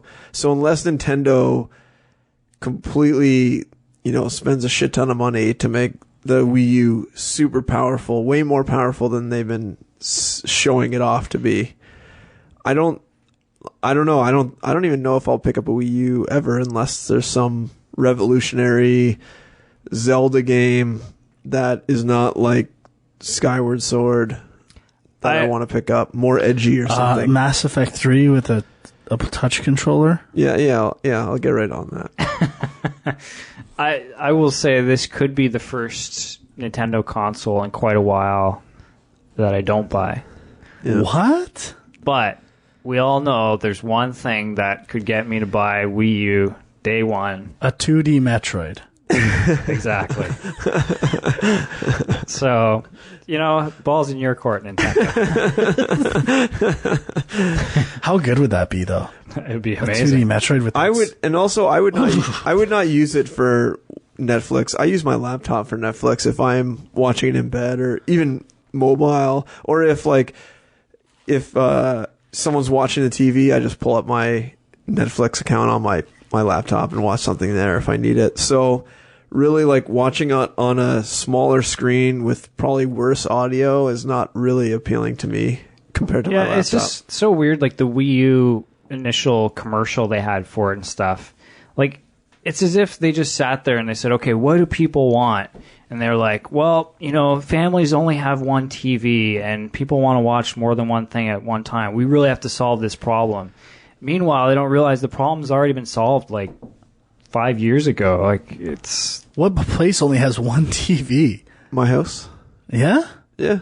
We have one in the basement that's not hooked up. But I have like 12. Well, there you go. It's been solved. And if you include iPads and Vitas and every other whatever you have, there's probably about Commodore 64 12 ways I could watch Netflix in my house at any given time. Right. Exactly. Well, there you go. You can 12 screen it. You can watch 12 shows at once. He's too Now that's Kalen. multi. I can't. That would be a pretty crazy experiment. Just start up like Just stream 12 shows at the once. same thing on Netflix on like 12 different devices. I don't think they allow you. Try I think it's only 6. Find out. I think it's only 6 devices. Cause when during the 3DS unboxing, I stayed at your place that night, and that was the night we found out Tony Scott died. Yeah. Fired up a little 3DS Netflix in bed, watched half of The Fan. Picture quality was not good. No? No, it was awful, and I can only imagine. I know the screen on the Wii U has pretty poor resolution, so I can't imagine it would be an ideal viewing experience. Yeah, you got to go iPad on that one. I only watch movies on my 3DS XL now. Really? It's the only way to view. All right. Who do we have here? Our good friend Austin in Japan writes, hello to the king of game men, Frank, and his 2 apprentices. I was wondering if you've ever played a game so much that when you've gone to bed, all you see when you shut your eyes, so much that it's all you see... Sorry. So much that when you've gone to bed, all you see when you shut your eyes is continuous visuals of the game you have just been playing. For example, playing Tetris for hours and then still seeing the pieces falling in your mind as you go to sleep. The game I remember this happening to me most was Super Mario Kart on the SNES, namely Mario Circuit 1 time trials using Donkey Kong. One night I played that same course over and over again for 7 hours straight, trying to shave seconds off and tenths of seconds off my best time. It was substance assisted, but hey, I was in college. When I finally crashed as I Wonder lay in what bed, substance. waiting for the Sandman to knock me out, all I could see was Donkey Kong driving the same course over and over. Similarly, what about games you play so much that you start to think about how they would incorporate in your actual life, like being stuck in traffic after playing GTA, or Tony Hawk 1 and 2, walking down the street and seeing benches and stairs that would make great lines for a grind? You guys ever had similar situations? Lastly, Frank, were you the guy that spent a cool €1 million on eBay for the sick collection of 22 complete sets of factory-sealed Japanese video games, including Famicom, Super Famicom, Mega Drive, and pretty much everything else that has ever been made? Seems up your alley. Keep up the good work. Austin. I wish that was me, but it isn't. I love this question. I've definitely had that a lot. Me too. And it's those nights I don't even sleep. Like, I get caught in this thing. I get to a point where I realize I'm in this stupid game dream. I wake up, try to shake it off, fall asleep, get stuck in it again. It makes for a poor night's sleep, I'll tell you that. You know what I find, though, is that I always get these dreams when I get stuck somewhere, and then, like, stuck in a game somewhere, and you're playing it, can't beat it, And you get just to the point where you're so fucking frustrated. You just like throw the controller across the room. You're like, fuck it, I'm going to bed. And then you dream about it. You wake up the next day and you beat it the first time. And you're like, motherfucker, like I should have just went to bed 8 hours ago. That's the worst feeling. Yep. It's just like, working late, coding, not being able to fix something. You're there till like 3 a.m, and then you finally give up, come back in the morning, fixed in 5 minutes. Yep. Happens all the time. Yep. But sleep is good. When he mentioned this, like as soon as I started reading this, Tony Hawk was the thing that immediately popped into my head, and then he mentioned it. But yeah, I played the first Tony Hawk so much that I was definitely, everything around me was grindable in some way. You know what I mean? Well, I was a skatery boy. Oh yeah, big time. I definitely had it with Tetris, where I would see shapes all the time. Dr. Mario? I wasn't a big Dr. Mario guy. Weird. Weird. Tetris is the only game that's happened to me. Okay. And I get that with like if I play a lot of sports games, I want to then go play sports as far as like seeing it in real life. And even the GTA, when I was like on a GTA binge, I'd go in the car and start road raging, and all of a sudden I'm like, just run this. If I play road. Gran Turismo or something, I tend to drive a little more careless afterwards and crank Turbo Lover. But I have one other kind of related story, which is that when I was, I don't know how old I would have been, but Commodore 64 was 28. obviously... No. Commodore 64 was obviously still in its heyday, and I got the video game adaptation of Neuromancer, the book Neuromancer, for Christmas. And I got sick that night, and I remember I was playing the game for a bit, and then I kind of got sick, and I just had these crazy fucked up fever dreams about it all night long, and it's a good memory now. So Neuromancer. I was in cyberspace for real. That's intense. Bedlam Games actually had the rights to develop the Neuromancer game, except they're now folded. Oh, watch out! It would be pretty sweet to work on. There's some trivia. Bleep that out. That's insider info. Watch out. Protect yourself. All right, so Patrick says, good evening, strangers. How goes the Diablo 3 playing? I trust you've all tried it by now. The launch was fucking horrid, but I love the game itself. I wish Blizzard would do a movie. Their cinematics are awesome. Frank, you handsome bastard, have you tried the 3DS game Senran Kagura? Might be of interest. Also, is that how you pronounce that? No idea. Also, you guys have to get through Mass Effect. Just pile drive that fucker. Yeah, you guys pile drive that fucker. I have not played any more Diablo 3 since the last show. Neither have I. And I haven't tried it at all. I can't, I don't know. I want to play those games. I want to get addicted to them. I want so desperately in my life nothing more than to be addicted to a game. And it's not happening. It just won't take hold. You just want to love it so bad. I do. I just want to love. All right, False. Games. False says... False always brings it with the questions, and this is no stranger to that exception. I love this. Thanks to Frank's mention of it last time, I'm now fully re-obsessed with Street Passes on the 3DS. I was at a Zelda concert and got 40 in the hour before it started. 40. Oh my God. It's amazing. I can only dream of such a thing happening.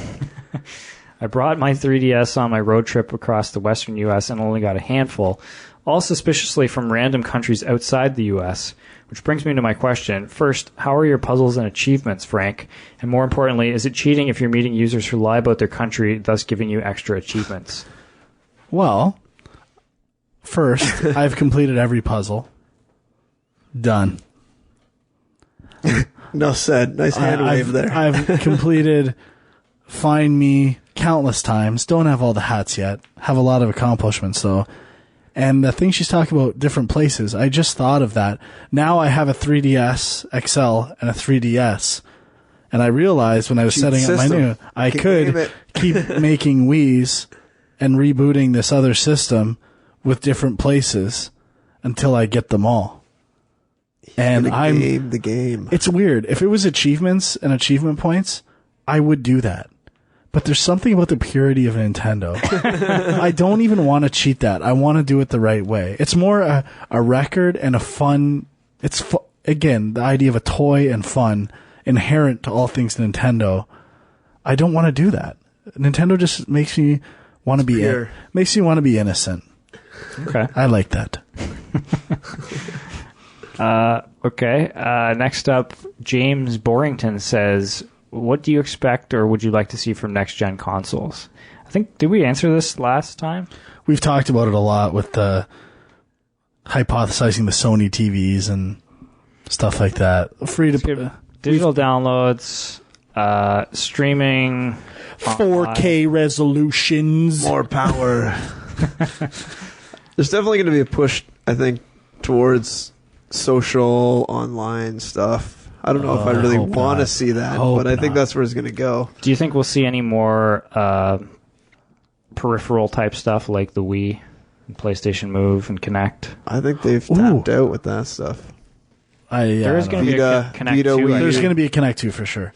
Now, an improved camera. Sorry, this just made me think of something else. Did you see that GameSpot announced GameSpot, which is the store in which is Stop. GameStop announced that they're getting into retro gaming sales. Really? Oh, I didn't see that. They're going to start buying old retro games and jacking up the prices. They're ruining the market, which reminded me of another thing. Since I started the Retro Game Room, how crazy the prices have gotten online.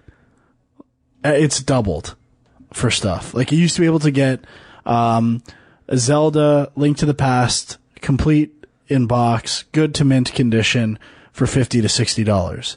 Now it's like $120. I missed the boat. I just missed it. Part of me thinks I elevated this. I took it to the next level. There's a lot of to my own misfortune. There's a lot of podcasts and stuff that talk about collecting now, though, as well. Not just you, Frank. I know you're the major driving factor. But I think it was that one picture of that other guy's collection, which is pretty much mine. That pisses you off so much. That's the one that set it off. I already had that essentially, and everybody saw it and they said, "I want that." And now the price. And I had that, and I'm getting no cred. Yeah. Does anyone else feel that this like console gen, the next gen, is going to be kind of like a transition year? Or transition. Well, the reason I brought that up is because I would love it if Nintendo just released Super Nintendo again and sold the games in boxes again for $20. It could happen. It could conceivably happen. Like, you see that Neo Geo thing. Wouldn't that be amazing? If the Wii U fails, what else do they have to fall back on? But Nintendo could do that, and I honestly believe they could make money doing that. Like, people buy those stupid 2-in-1 consoles and stuff like that.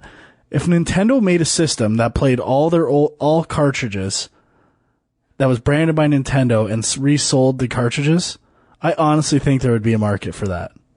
Well, yeah, with the prices that people are paying for these old games, yeah. Fire up those old factories. Get the machinery out. Get those circuit boards soldered. Holy shit. That's a great idea. Great idea. Okay. I don't know if we really answered that question, but I don't remember the question. No, we talk next gen. We talk about this stuff all the time. Yeah, just listen to last episode. We're into it. So Blake says, "Dear Steamy Game Men, the lady friend apparently professed that she doesn't mind watching me play video games as long as they're visually striking and or have a good story. That's a jackpot. Now, of course, I'll have to take full advantage of her goodwill and play the shit out of those Vidya games. Do you have any Vidya games? Got any recommendations for games that are good to play in front of a significant other? From Boston with love, Blake." I don't know what that's like. I've gamed solo, strictly solo. This is a question for Huck City. I do. I played, well, actually we talked about it on the show, but LA Noire I found was good because all the ladies love the crime dramas. Heavy Rain was a good one. Alicia was into that. Yeah, actually I didn't play too much Heavy Rain in front of Marisa, but Uncharted a little bit, but it's maybe too violent. That's going to depend on the lady. I think some of the horror games would be good depending on the girl. Yeah, Silent Hill. As long as there's zombies in it. That's I love asking- zombies. The horror's asking for some action after too, though. That's why. Why? Look at him. He's a schemer over there. He's a player. He's a pure That's player. my secret. What can I say? Adventure games, Monkey Island, Yeah. maybe Walking Dead, I guess. I don't know how that would go, but definitely Monkey Island is a good one. I don't have any other written down, but basically that probably covers it. Maybe some CSI games. I gotta recommend, getting some Mario Galaxy out. One on the nunchuck, one on the Wiimote. Make it happen. That's Yeah, actually, I that's have true done love. that. I have done That'd that. be interesting. And yeah, Risa likes doing the Wiimote. Just there's no real gameplay involved, right? It's just kind of like passive. Actually, sorry. Yeah, you can do it 2-player where one person's controlling Mario, Yeah. and someone else is just picking that's up what, the stars. Yeah, that's what she does. And it's like phallic too, because she's holding a Wiimote, and then Why? You should be all over that. action As a inducer. player. Shake it harder. You got it. The only other, actually, like we play together is Plants vs Zombies and Pixel Junk Monsters. We play a lot. Those two games are good multiplayer. If they want to get in, it's like low barrier of entry, 2D. It's no a good game for platforming. retarded girls that don't Hey. know how to play video Hey. games. 2D is the shit, man. I'm just joking. Shut up. No, I was just joking about the barrier of entry concept. Yes. What does Alicia like to watch you play? Not much. She's got better things to do. She likes to watch you play. That's the key right there. Okay, Rob in Florida says, have any of you guys finished Mass Effect 3 yet? And if so, what do you think of the original ending, the newer ending, and are you still of the opinion that the controversy was unwarranted? For the record, I don't have a problem with the original ending, but thought the additional scenes helped flesh it out. Keep up the great show, guys. Looking forward to the new episode, Rob. What? Frank is leaving the show. What are you doing? What is he doing? What are you doing? Listen to my music. He's getting. Why don't you just go and close the door? I'm still afraid I'll hear stuff. All right, I'm just gonna. Are you sticking around, Dwight? I'm just gonna go to the bathroom for a minute. All right. You're leaving too? All right. So I'm running solo. You ready, Frank? Oh, geez, that's loud. I can hear that over here. What are you doing? It's in these headphones. I unplugged right. You idiot. Wrong headphones. I'll just leave the Yeah, why don't you just leave the room? whisper. All right, I'm going to whisper. So, basically, I felt that the ending was okay. It wasn't great. It was a little short. Didn't really explain too much, but I thought it was okay. I thought more what bugged me was that you have these 3 different endings, 4 including the extended cut. But really, none of them seemed different to me. They all were basically the exact same with a different color filter put over top. And I found that really that there was no difference. There was no reason to have any of the differences. It would have been better to just put one ending at the end and just play the same ending without actually going into this choice thing at the end. The choice thing didn't really have any impact on me other than that maybe your shepherd dies or whatever, but other than that it didn't really seem worth it. I found that the controversy really was kind of overblown. You know, the ending was fine. The extended version added just enough to the point where where it added a little more to flesh it out, and it was fine. I don't know. I didn't have a problem. I think the controversy was definitely way blown out of proportion. Definitely did not need to be what it was. BioWare really didn't need to go and make that extended cut. But they did, and it's better for it, but at the same time it doesn't greatly improve the ending. And yeah, that's my opinion, and I'll be right back. I'm going to go grab these guys.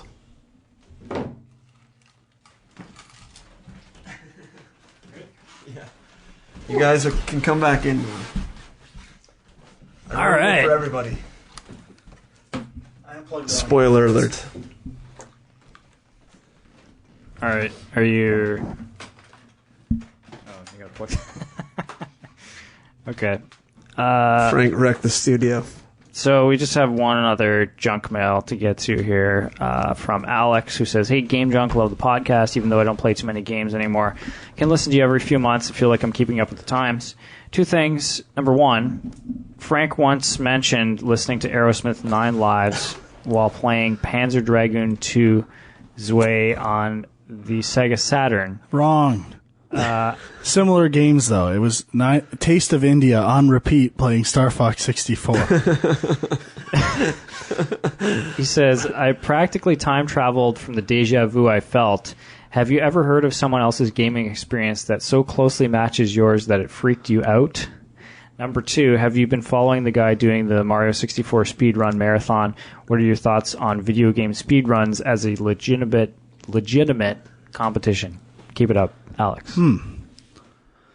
I like the concept of speedruns, but it's just not something I'm ready to devote time to. There's too much stuff to play. It's too hardcore for me. I'm not into it. I like to play every game like it's a speedrun. Like I hold the run button down the whole time I play Mario. There is a good game for iPhone called Most Speedrun, which is like a platformer, but you have to try to get through as fast as you can. I think for me, it's like I understand like why. I think speedruns kind of branch from people loving a game so much that just playing the game isn't enough anymore. They got to get the fastest time, and I think it's kind of cool that people play it so much that they get to that point where they want to beat other people and how fast they can beat it. But at the same time, it's kind of like defeating the purpose of the game where you're just there to enjoy it. And now you're trying to I guess in a sense you're trying to master it, which is fine. But I don't know. It's not for me either. I'm not really a speedrun guy. And I wouldn't if it was a sport, I wouldn't watch it on TV or anything. I kind of wish I liked a game enough that I needed to speedrun it. Getting back to I want to love a game. I want to love a game that much that I want to speedrun it. Right. But I haven't had any similar... No one else I know played the NHL 94 listening to Joseph and the Amazing Technicolor Dream. But I can hope. I might need to visit the Retro Game Lounge and have a little 94 action. Oh, maybe with a little Joseph in the background. Sega CD version. Only way to play. Please. Sega Genesis. It's the Sega Genesis with better sound. Oh, okay then. Let's do it. All right, so that's it for junk mail. If you have any other questions or comments, send them to filmjunk@gmail.com. And that's kind of the show. We can look at some stuff that's coming out over the next few months. Let's see. So we've got NHL 13 on September 11th. Oh, yeah. You picking that up for sure? Actually, I'm torn. I probably will end up picking it up, but I'm a little torn right now. You're picking it up. Also on September 11th, and I know Frank's picking this one up, NBA Baller Beats. Baller Beats. Ballers. This might be the game that wins back my heart. Game of the year. You might be doing some speed runs. Speed dribbling. Kirby's Dream Collection for the Wii, September 16th. Borderlands 2, September 18th. Can we stop at Borderlands 2? Yep. Why is everyone so jacked up about this game? I don't know. Every journalist is so jacked up. It's a shooter Diablo. People love it. People are so jacked up. Every other fucking feature on a website is about Borderlands 2. I mean, Borderlands 1 was okay. I liked it. Well, I mean, it's the only big release that, there's been nothing all summer. I guess so. I guess it's the first one to sort of hit the market since the break. Yeah, aside from, I guess, Darksiders 2. But, yeah, I don't know. I mean, I'm going to check out Borderlands 1 when it goes free on PlayStation Plus. That's all I can say. We'll play it, why? We'll fire up. I'll play. We'll fire up a little Game Junk Borderlands when it goes free on PlayStation Plus. Maybe we can ask listeners to join. Yeah. As the fourth man. Maybe we should set up... Is it only 4-player? Yeah. Ooh. Interesting. Or maybe we can just have some Game Junk game sessions. Maybe it's only 2-player. No, I think it was no 4 on idea. PC, I'm pretty sure. I remember playing with some relatives. More than 2. Okay, so Jet Set Radio, Nice. the reboot, I guess. It's Excited for not just a re-release, right? It's I like don't a new one. I think it's the original. Is it? I think so. So it's like PS1, It's like an HD version or something. Yeah, I could be with it. PS2? PS2. Dreamcast. Yeah, but I mean, it would be PS2 era. I think it was on Xbox. Xbox, that's what I meant. That's the sequel. I never played it. Future. Jet Set Radio Future. Is that what this is? No. Yeah. All right. Just admit Frank's right. Dead or Alive 5 on September 25th. Little Big Planet for the Vita, same day. FIFA 13, September 30th. Resident Evil 6, October 2nd. That's coming out. That's already? that soon? Wow. Apparently. I heard there's a huge demo coming out for that. And I heard Interesting. people are loving it. Yeah? Oh, yeah. I mean, that's what I've heard. that's one of the few games that I might pick up this fall. I'll have to play through Like Resident Evil 4. When was the last time you didn't buy a Resident Evil game day one? There's a lot of Resident Evil games I haven't bought day one. I mean, part of In the last few years. it's part of the official series, so I probably will. But I mean, like, I'm talking like Umbrella Chronicles and all that crap. I'm not talking about that. I'm talking about Resident Evil number. Yeah, well, I bought 4 and 5. What else can I say? You bought Revelations. That's true. Point. And you're You going to bought play 6. you bought 4 twice, day one. Why don't you have any PS1 games? That's the one thing I noticed. Never had a PlayStation. That is fucked, man. Yeah. I never had one N64. either. That was my big gap in. I never Yeah, you had didn't one have a either. Saturn. You didn't have a PS1. I Why I'm with you, stopped man. at the SNES, and then there was a long period of time, and I got an N64 kind of like You were partway through that. you were a poser in high school, man. You thought you were too cool for games. I totally see it all over your face. That was totally me. Yeah. I was too into sports, man. I didn't have time. This guy's disgusting. Jock say? it up. So Fable: The Journey, October 9th. Really? Is this the Kinect one? Yeah. I think so. Yeah. People are loving it. XCOM: Enemy Unknown, same day. A lot of hype. A lot of hype for that game. Not that interested. Dishonored, however, I'm interested in that. Wow, the hype train is fucking steamrolling through on that game. Oh, yeah. I still haven't seen a screenshot for it. I have no idea what it I is. have no idea what it is either. I feel like the hype is kind of underplayed on that game. Like, everyone's talking about Assassin's Creed, and Oh, I don't no know one's about talking that. about Dishonored. 007 Legends, Medal of Honor Warfighter, and then Assassin's Creed 3 is on October 30th. Halo 4 the week after, November 6th. Holy fuck. This list is exploding right now. Call of Duty Black Ops 2, November 13th. Epic Mickey 2, November 18th. PlayStation All-Stars Battle Royale. And Far Cry 3 is, I believe, in December, which is kind of a weird time to release that. And nobody knows when the Wii U is coming out. People are It's kind of been leaked. people are speculating mid-November, but hasn't been confirmed. Has to be. So. If it's not mid-November, it's next I November. can't wait. Yeah? Oh, Like, have they even said what launch titles are don't gonna you just love the way new hardware feels? be? It's kind of exciting. It is. Whether it's good or bad, you still win. You got it. It's true. So I don't know what we're gonna do for the next episode. Honestly, I mean, is there? We're going to wait 2.5 months and then... I say we. Well, let me I say we end the show. right now. Last show. Could be the last show. You never know. I mean, let me put it to you this way: is there anything on that list that all three of us are planning on playing? I don't know about Creed? playing, but I'm buying every one of them. I'm serious. I definitely. Really, though, when was the last time all three of us played any of the games we've reviewed on this show? I think Never. we should. Well, it's happened a few times, but I think we should. I guess play... I would say out of anything, the thing that makes the most sense is Resident Evil 6.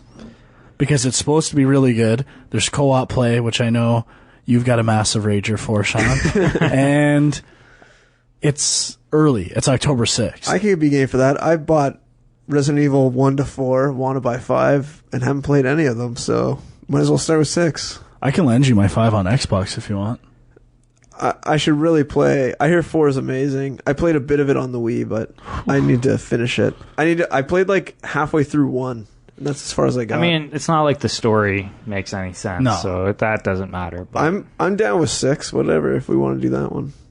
Maybe right, 6, maybe Borderlands 2, maybe Assassin's Creed 3. Yeah, I mean, we can see what happens with Borderlands, but I would say Resident Evil would be the safe bet. Stay tuned for postings. I think we should actually try to do Borderlands sessions. Yeah? Once Borderlands it's free. 1. Yeah. Because we've lobbied so hard for PlayStation Plus. Hell yeah. That's true. Do it. If Borderlands was published by Sega, we'd be all over it. Well, we'll pick a couple nights. Because I kind of want to play that game. Let's do it. All right. The only thing that sucks is if you play with someone who's a way higher level than you and the enemies are leveled up, you die a lot. Well, let's all just start fresh on that night. Well, I'm saying if we jump in and... Now, I have the Game of the Year edition with DLC. I hope I can still interface with you two chaps. Could be a problem. We'll see. All right. So, yeah, other than that, stay tuned to facebook.com/GameJunk and twitter.com/GameJunkPodcast, and keep an eye out for the Mutant Blobs Attack Steam code. That's right. It's coming soon. Coming out there soon. Also, stay tuned to after the outro for Frank's 3DS XL live unboxing as it was recorded on release day. A month ago. So, yeah. Anything else before we wrap it up? Nope. All right, well, you can follow us on Twitter, twitter.com/DirtyFrank with 3 R's and Dirty. My Angry Commute, and Film Junk. And until next time, we'll see you guys later. Later. Bye-bye.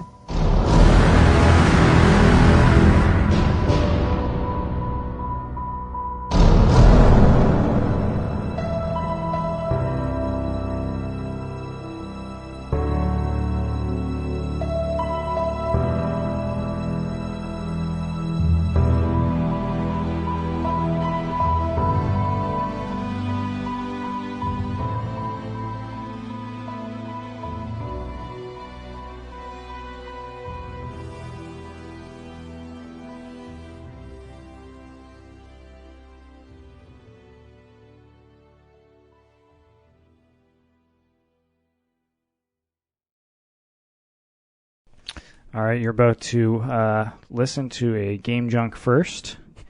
It is August 19th, 3DS XL launch day, and Frank has acquired one. You've been looking forward to this for a long time. Oh, yeah. Like, when it was first announced, did you know immediately you were going to pick up a 3DS XL? Well, I wasn't 100%, Sean. There were a few variables. I didn't know... I was pretty much waiting to see if people were saying it's a piece of junk or good or what. And the reception's been quite positive to the 3DS XL. And I always found the 3DS a little too small for my hands. It's not a comfortable system for me to game on. Right. So it's pretty much my wet dream come true. So even though there's no extra circle pad on here... They are supposedly making a circle pad extension for the 3DS XL. So I'll definitely be picking that up at some point. All right, so... Just to make it bigger. So Jay had mentioned when I was talking about this, isn't the point of portable gaming to get smaller? And I kind of feel the opposite. Like, I wish this was twice as big as it is. Like, I just want the biggest screen possible to enjoy these games. Well, it's funny because there's kind of two audiences. I mean, there's people who actually play these portable systems on the go, but I would think the majority of the people are just playing them at home. Yeah. In which case, it doesn't really matter how big it is.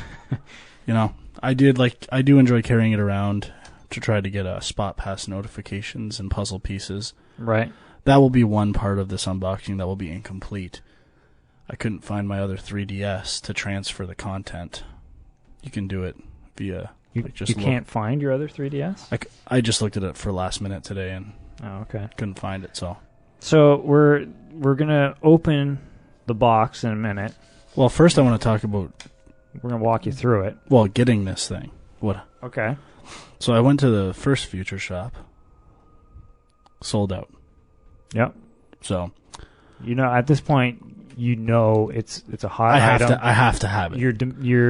Your internal instinct is you now need it even more. Any doubt that there was evaporated in that millisecond. I have to have this now. So I called a few local future shops. Had to go a little out of the way to get it, but I wanted to do the trade-in. There was a trade-in deal, so it was trade 5, get 3DS XL for free. Trade 1, get New Super Mario Bros. 2 for free. So I found 6 games, most of which can be purchased for $20 now. Wrangled them up, traded them in. Not only did I get all this for free, essentially, in my eyes, I also got a $20 credit towards the game in September. They paid me $20 to take out this 3DS XL out of the store. So, it was a good day. Let's just put it that way. So, we're going to make the first incision here. So, how excited are you right now? When we recorded the 2 Film Junk podcasts before this, all I was thinking about was opening this. I'm not even playing it, just opening it. And what are your thoughts on the packaging overall? I'm not in love with it. It feels like the box is heavy. It feels like it's loaded. Loaded with good stuff inside. Yeah, I'm looking at a sticker here that says 90% larger screens. That's almost double, Sean. Yep. That's impressive. I'm in on big screens. And I also realized something else too. That's when you were, and I went, oh, I'm going to get another set of AR cards, pal. Oh, shit. Double AR cards. Now I have to get one. Yeah. I'm hoping there's an exclusive 3DS XL AR card. That would make it worth. I don't know why I'm even rationalizing anymore. I know it's worth it. They pretty much gave it to me for nothing. 5 games I don't play. Right. Who gives a fuck? I've always found that Nintendo's packaging, I think they kind of try and copy Apple a little bit. Okay. But they're not quite at that level. No. It doesn't have that same boutique appeal. Whoa. Okay, so let's just walk me through what just happened here. Yeah, I'm going way too fast. So I made incisions on the stickers that were covering up the box so that there was no package tear or white paper residue left behind.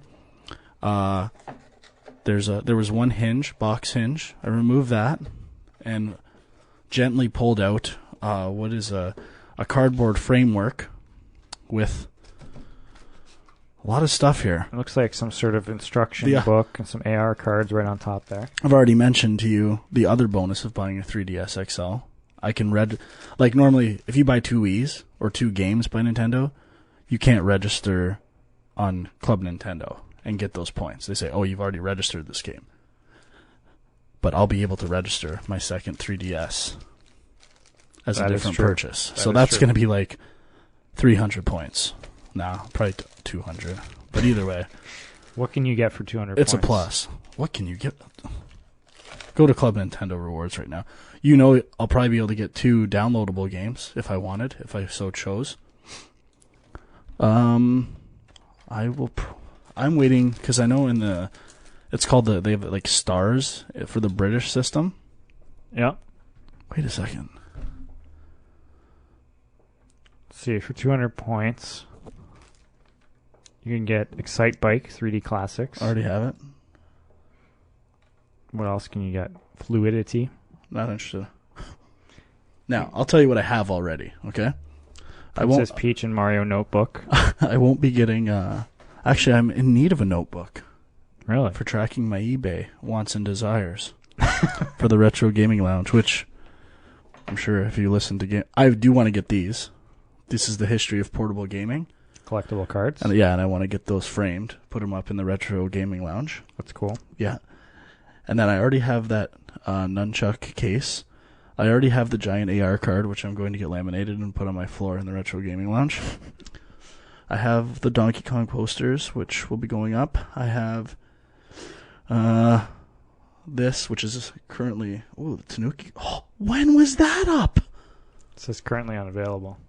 I didn't even see it become available. A gold nunchuck? You fucking cocks. It's already gone. They just wanted to put it up there so you know. To tease me. What you can't To let me know. Now I gotta get on eBay. The other thing that's not there, which I just showed you, the 3DS game carrying case, which is my favorite thing I've gotten from the Nintendo shop. It's not bad. Oh, you only saw one thing. There's multiple covers here, pal. Whoa. Look at that one. I know you'll like the inside of that. That's pretty cool. Yeah. We're looking at a Zelda insert. And Sean is really jealous now. He's already jealous of the 3DS XL, but... All right, so back to the 3DS XL. Hey, slow down. Let's enjoy this. Let's savor this. Okay, let me align this properly. Sorry. Okay, back to the 3DS XL. AR cards, which I don't think they're new. I think it's the same ones. Take a quick peek. Look, they look familiar. Well, that sucks. Fuck those. Okay, quick start guide, manuals. Don't read those. Those are for fucking losers. Charging plug. AC adapter. Boring. Looks slightly different than the other one.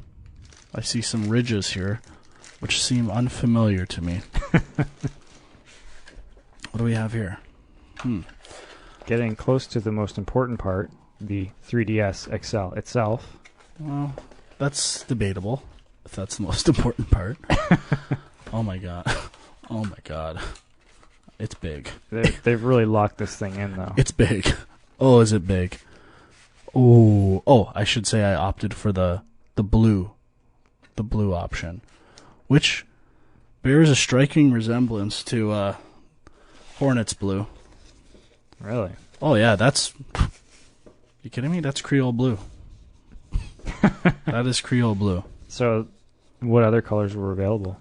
They only had red there, but I've seen some gray ones. I don't know if the gray ones are in Canada, though. They said they only had red and blue, but... Definitely... So, here we go. It's out. It's out. You're It's in my holding hands. it in your hands right now. It's in my hands. And... It's a good size. I regret this completely. What a waste of money. What a waste of games that I traded in. Why is there a fireworks show in your I neighborhood? have no idea. Is it a holiday I'm not aware of? I don't know. The stylus is brutal. Like the 3DS or the DS XL has that nice fat pen. You know what I'm talking about? Yeah. The fat pen stylus, it's Yeah. called. This is like I don't even want to touch this thing.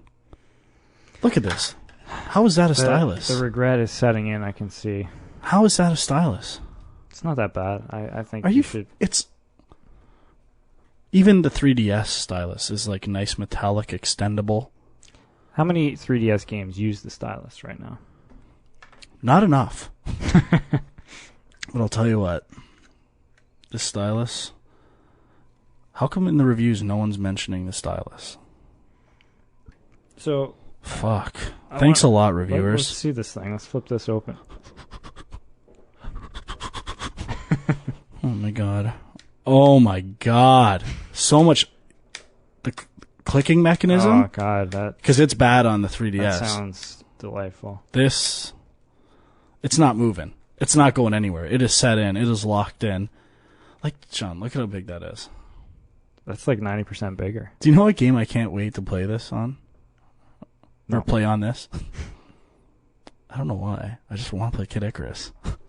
You know? No, you don't. No, I really do. Now, the question is, will this fit on the Kid Icarus stand? That could be dicey. Hmm. So, first impression. Big, beautiful, vibrant screen. Okay. Haven't turned it on yet. How does it feel in your I'm hands? judging. Like, really good. How's the weight? Perfect. It's perfect. Touch it. Feel it. It's a little heavy for my taste. You're a A weakling. little heavy. I don't know. Do you really find that heavy? Yeah, I do. Wow. Sorry about that. You should be sorry. Apologize to yourself. Now, I definitely like the power buttons better. I hate those inset buttons for the home. Like, they're not actual buttons. It's just a touchpad. Yeah, they are bad. I fucking hate that. So, gone are the days of wanting to kill myself when I press those buttons. Now I get beautiful tactile response. So far, definitely a fan. Definitely a buy? Definitely you give me $20 to take it out of your store worthy. You know what else I want to try? That Bit Trip Saga you got up there. I might fire that up tonight. That would probably look gorgeous on that screen right now. I also need to get Cave Story 3D. Don't have that yet. So far so good. Haven't even turned it on yet. I don't even know if I want to turn it on. Like, I kind of just want to appreciate it as a piece of engineering rather than a video game device. I don't know. It's got the plasticity, if you will. Yep. It's got this is for little kids vibe. And I don't know if I'm down with that. It doesn't feel like a machine for adults. So maybe the bigger size implies smaller retards. You're a retard. Retards go to the zoo. Okay. Well, should we just fire it up, see what happens? Go for it.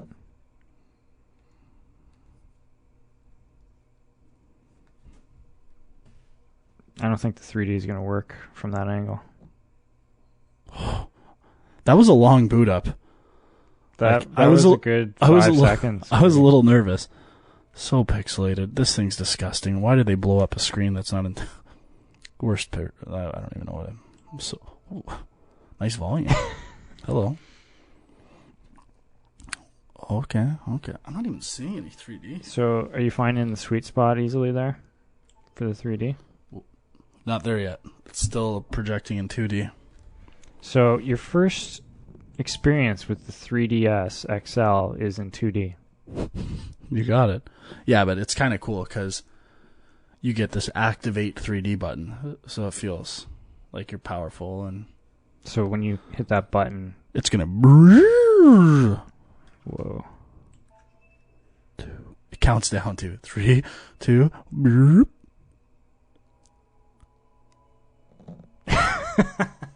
Oh my god! Oh my god! Why did they not release it this big to begin with? This is so much better. Yes, obviously. You're gonna have to walk me through what's going on there. Oh, sorry. So, we're just setting up date and time. Today's date. Is there anything... Top 5 greatest feelings in life? Not number 1, but up there.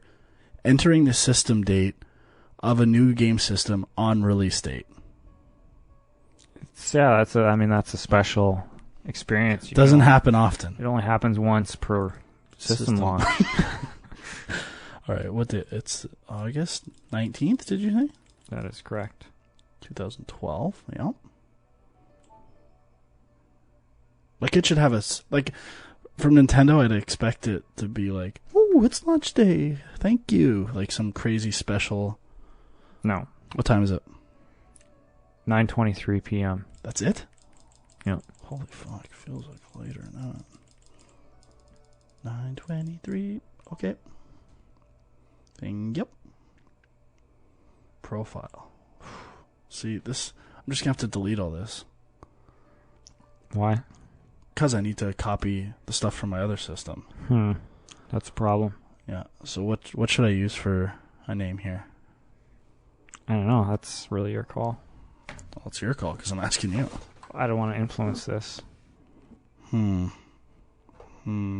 just an impartial observer.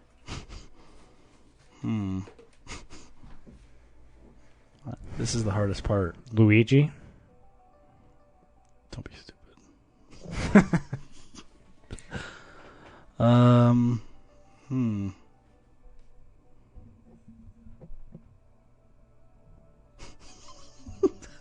This is the worst. Let's say Game Junk. I'm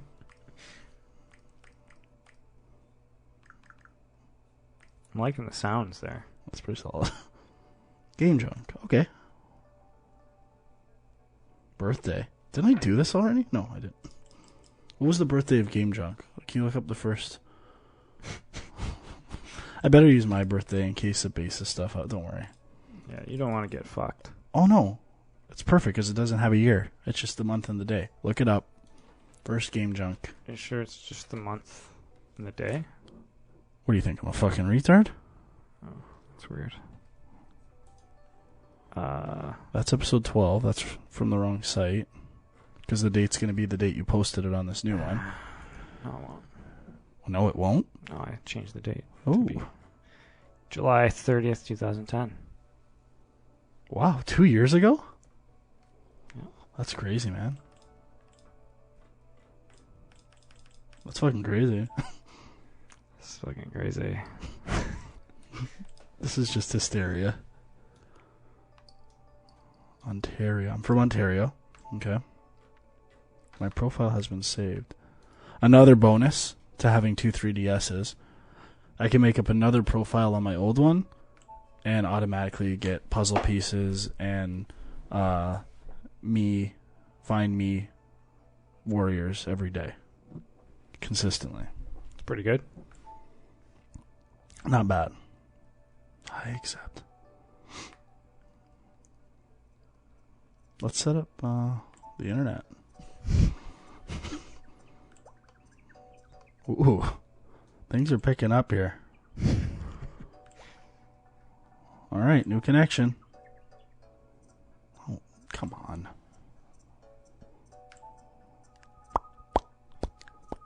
Searching for an access point. It has found an access point. Are you Bell555? No. Are you Squibbage? No. It didn't find yours. It's because it doesn't broadcast. It's rogue. Why didn't you tell It's me a that rogue before I network. searched for an access point? I don't know. You didn't ask. Oh my God. Are you Johnny? Are you Johnny's phone? No. Johnny's phone. Terrible name. New connection. Manual setup. Oh, what the fuck is going on here? Do I put this? You gotta enter in the SSID. Yeah. Oh my fuck. I hate this thing.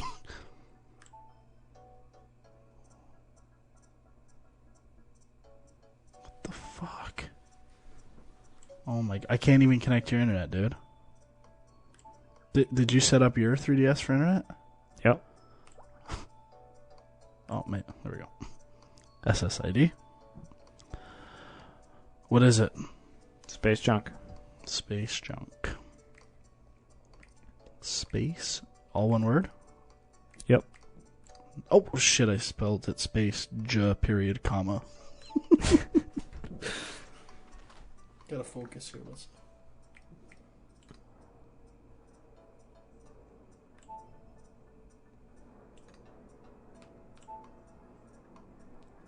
what kind of password are we talking here? WEP, WPA? WEP. WEP? You want to enter the security key? I don't know. I probably don't want to say it on air because you never know.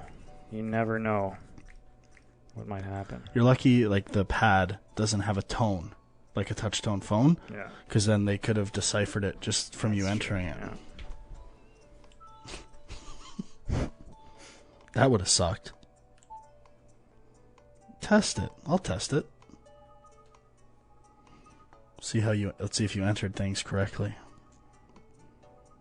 Maybe I was bluffing. Connection successful. Finish. Oh, baby, we're finally about to turn this thing off.